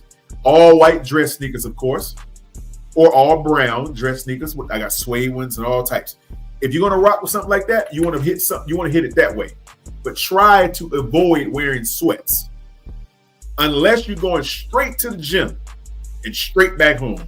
Then you wear sweats. Like I do sometimes when I go to teach a martial arts class. I'll throw on some sweatpants because I'm going straight there and back. I'm not going anywhere during that time unless I'm going to Walmart in the middle of the night, and then I'll do it. Don't care about that. But if I'm going to be walking around in town for hours of the day, I'm not wearing a sweatsuit. I'm not wearing sweatpants and none of that. Okay? I'm throwing on nice slacks or dress pants, or if I'm going to go with denim, my shoes have to correspond to why I'm going out in town. Okay? Footwear, like I said, is king. You got to wear good footwear. You cannot wear raggedy sneakers. I don't give a crap what you got going on. Do not wear raggedy sneakers. Do not wear those run over shoes that you mow the lawn in, or ones you walk your dog in, the ones you go running in, and nothing like that. I don't want to see you in a line in Starbucks with those on. Okay? I look down. Everybody sees it. I don't know why people don't think people. The first thing people do when they come in your presence, they see you, they look at you in your face, and they instantly look at your shoes. The ladies look at your shoes, guys, if you didn't know that. Women check out your feet first. From the feet up, that's how they check you out. I've seen guys have on a funky outfit, and they'll have on a raggedy shoes, and the women be like, oh no. I've seen this. I witnessed it. You have to rock good shoes first. I've seen shoes make the outfit. I've seen people wear not so great clothes, but they have on a nice pair of shoes. They're like, oh, some nice shoes. That's what I've seen ladies tell guys that. I'm like, hey, so that's the trend. And I've seen it repeatedly where a guy will have on some really nice shoes. They really can't dress that well. The pants, the shirt, they're trying. But the shoes save their life every time. It's like getting respawned. It's like when you playing Black Ops or Call of Duty, you get shot down and your guy will come and respawn you or give you that little shot that'll wake you back up. That's what the shoes will do for you. Oh man, the shoes are like it's like your ninth life as a cat. The shoes will save your life, man, in so many regards. What's up, Pete Brent? Brent put the shoes in the cat. Brent, you know I ain't lying, man. Hey, I've seen people put on very nice clothes. I've seen guys go with the stylish stuff. I've seen guys wear the gallery department, Calvin Klein, Brunello Cucinelli, all kinds of dope clothes. Man, I can name all of them. McQueen outfits, Fendi. I've seen everything. But then you look at the shoes and you're like, huh? Some old shoes they've had for like 35 years, and it kills the whole outfit. Seriously. Look at B Print. B Print say you ain't lying. Hey Print, if you want to jump on, man, I'm gonna drop a link, brother. If you want to, jump on, I'll put a link in there for you, man. So I'm just giving anybody an opportunity they want to jump up on here and say something. But yeah, man, link in the chat, B Print, if you want to hit it, bro. Look, man, when you wear raggedy shoes, it kills everything. I don't care how much you spend on the clothes. I don't care how the clothes. Your raggedy shoes will end you. End you. Literally will end you. This is why the key to having nice shoes is simply this. A good rotation of good quality sneakers, a good rotation of good quality dress shoes, a good rotation of good quality dress boots, a good quality rotation of formal shoes, formal wear. You got to get the right shoe to correspond with the right event or whatever it is. All right? You got to understand when to wear a brogue or a brogue with a medallion on the toe. or a dress boot, or a chucker boot, or a blucher, okay, or a Balmoral. All of this stuff means something, guys. You have to understand when to apply the style, because you will be out of place when you walk around, when you hit most places and you don't know, you're not getting in the rooms. I've been offered opportunities to come into places that no one would ever go into. I remember I walked into, here's an example. I walked into Perry's one time. Perry's is a fine jewelry establishment in South Park, if anybody knows about it. You walk over there, they have to buzz you in first off. In most high-level jewelry stores, you have to buzz in. They look at you before they open that door. They're like, the moment you hit the little buzzer, they look right at the camera and be like, who is this dude?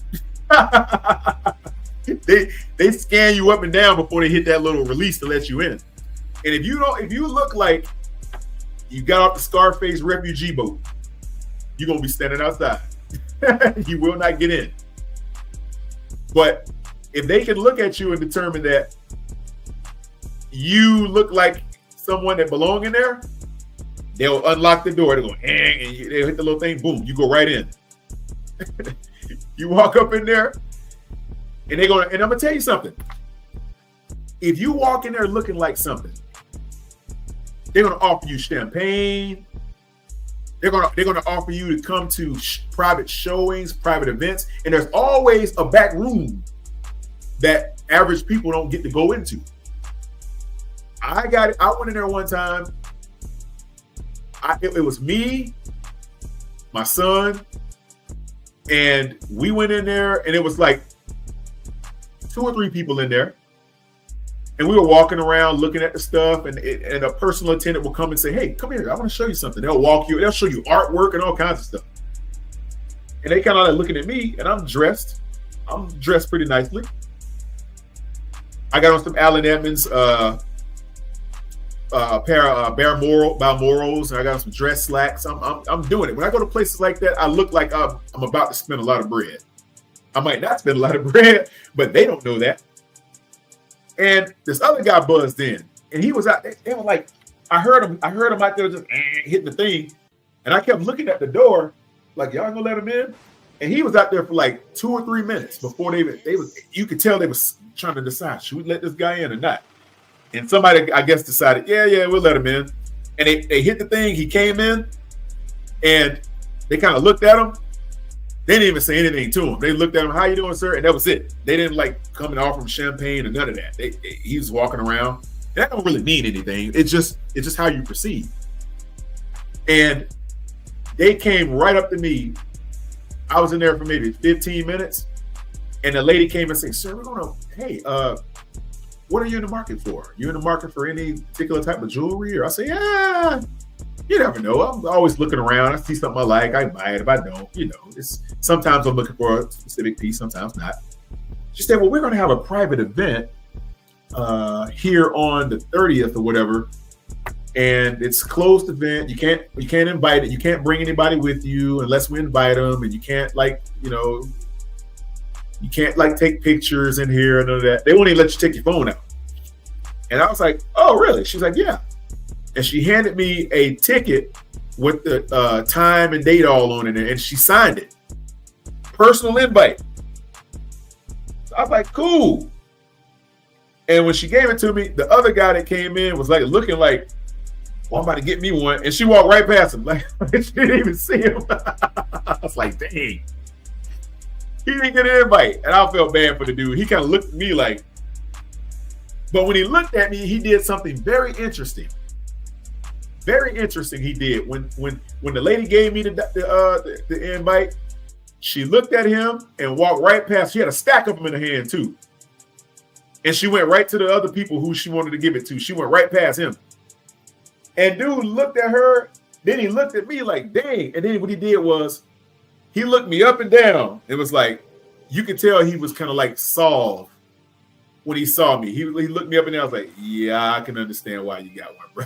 That's the guy, he gave me that look like I can't even argue with why she gave it to you, man. I'm like, hey, man, your dress and your style will get you into rooms. I'm telling you guys, it will get you proper consideration. People will approach you in Walgreens that are somebody. I was in there one time. I had my overcoat on. I had a beanie on. I had on some nice dress boots, just chilling. Going to pick up some nasal spray. I was looking around for the right one. You know, I'm like, nasal spray. And this lady approached me. Was like, "That's a really nice outfit." Blah blah blah. And do you go out and do you like to go to these? Oh, I work at this place and we do this. And I'm like, yeah. And she started saying some other things. I don't need to get into it, but I was like, nah, I'm good. No, thank you. We cool. And I walked off. But people who normally would not approach you will approach you. They will come up to you and they will want to get to know you. And if you have a personality to match that, trust me, it goes a long way. And this is no different when you travel. When you hop on those planes, when you hop on those private jets or whatever, trust me, you get treated a whole lot differently. So that's the point of this live, everybody. I just wanted to take the time to talk about these things, talk about style, how to look when you go places, how to maximize your look, how to maximize your opportunities, how to extract the most out of society that will benefit you to the greater degree. All these wonderful accolades and so forth that come along with that. Always consider these things because you never know who's watching. You never know who's looking. You never know who you're rubbing elbows with.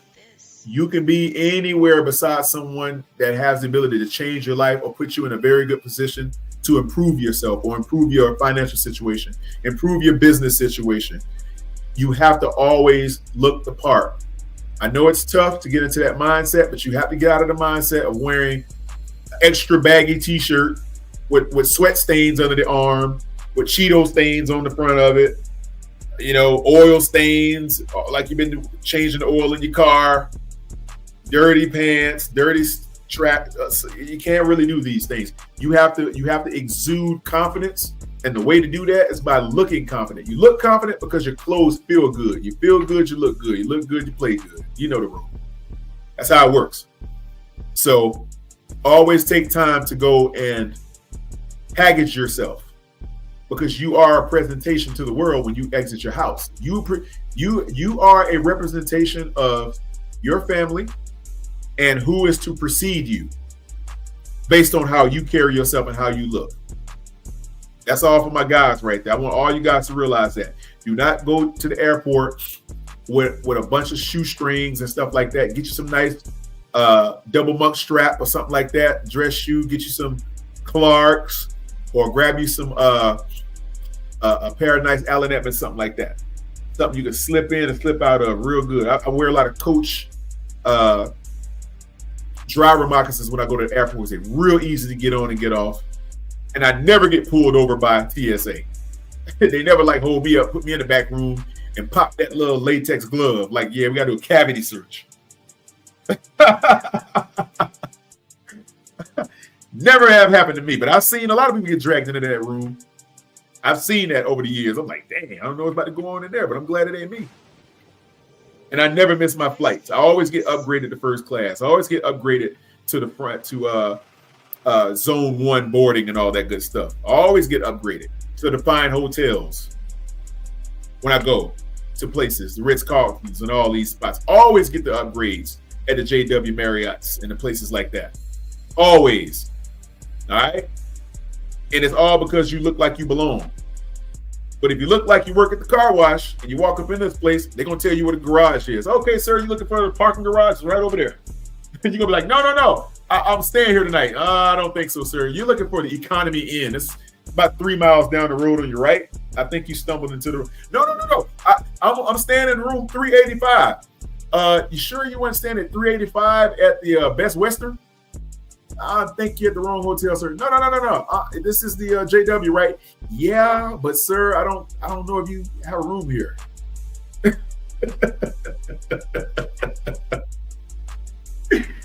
Oh my God. I'm just being facetious, but it's true, guys. This is what they do to you when you don't look like you belong.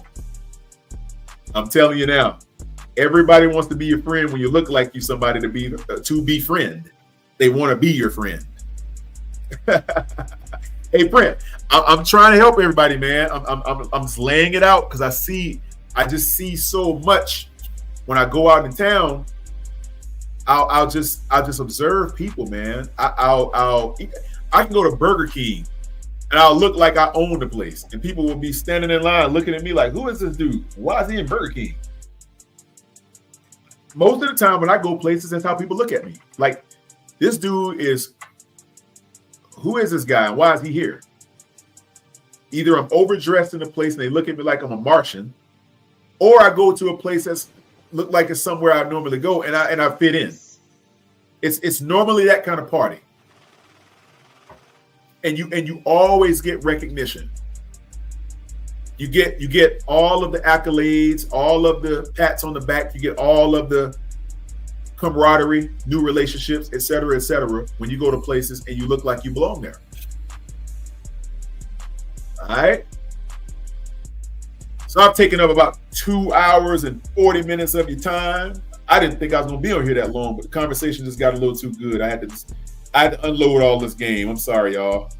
I know y'all can be doing much more on your Friday night at midnight, and I'm going to let y'all get back to it. But again, this has been a special broadcast. I haven't went live in a little while. Been on my 3 Feet and Rising platform, trying to build that up a little bit. And we were supposed to cover this 2-hour live I talked about tonight on that channel like the last 3 weeks.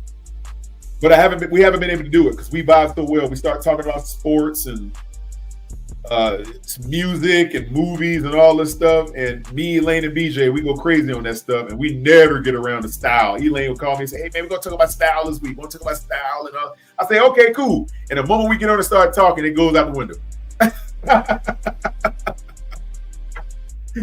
That's generally what happens. So anybody that's just jumping on, we're going to end it here in a second or two. Go back and listen to the live. If you missed a big chunk of it, it's a lot of good information, a lot of good knowledge there. I dropped the link a little while ago. Nobody wanted to come up and say anything, but that's cool. Maybe on the next one we'll do that. My channel, I do have live. You guys can call in. You can hit the link and talk. On 3 Feet and Rising, we don't. It's just 3 guys chopping it up. We don't drop links over there, but I'll drop a link here pretty frequently. So everybody, thank you guys for listening. Thank you for dropping in. Go back and check the live. Give me a like, share, and subscribe, please. Share this bad boy. Get this out to all the people y'all know that need to learn about these wonderful topics that we talked about tonight. All right? Again, it's been a pleasure, everybody. And I'm out.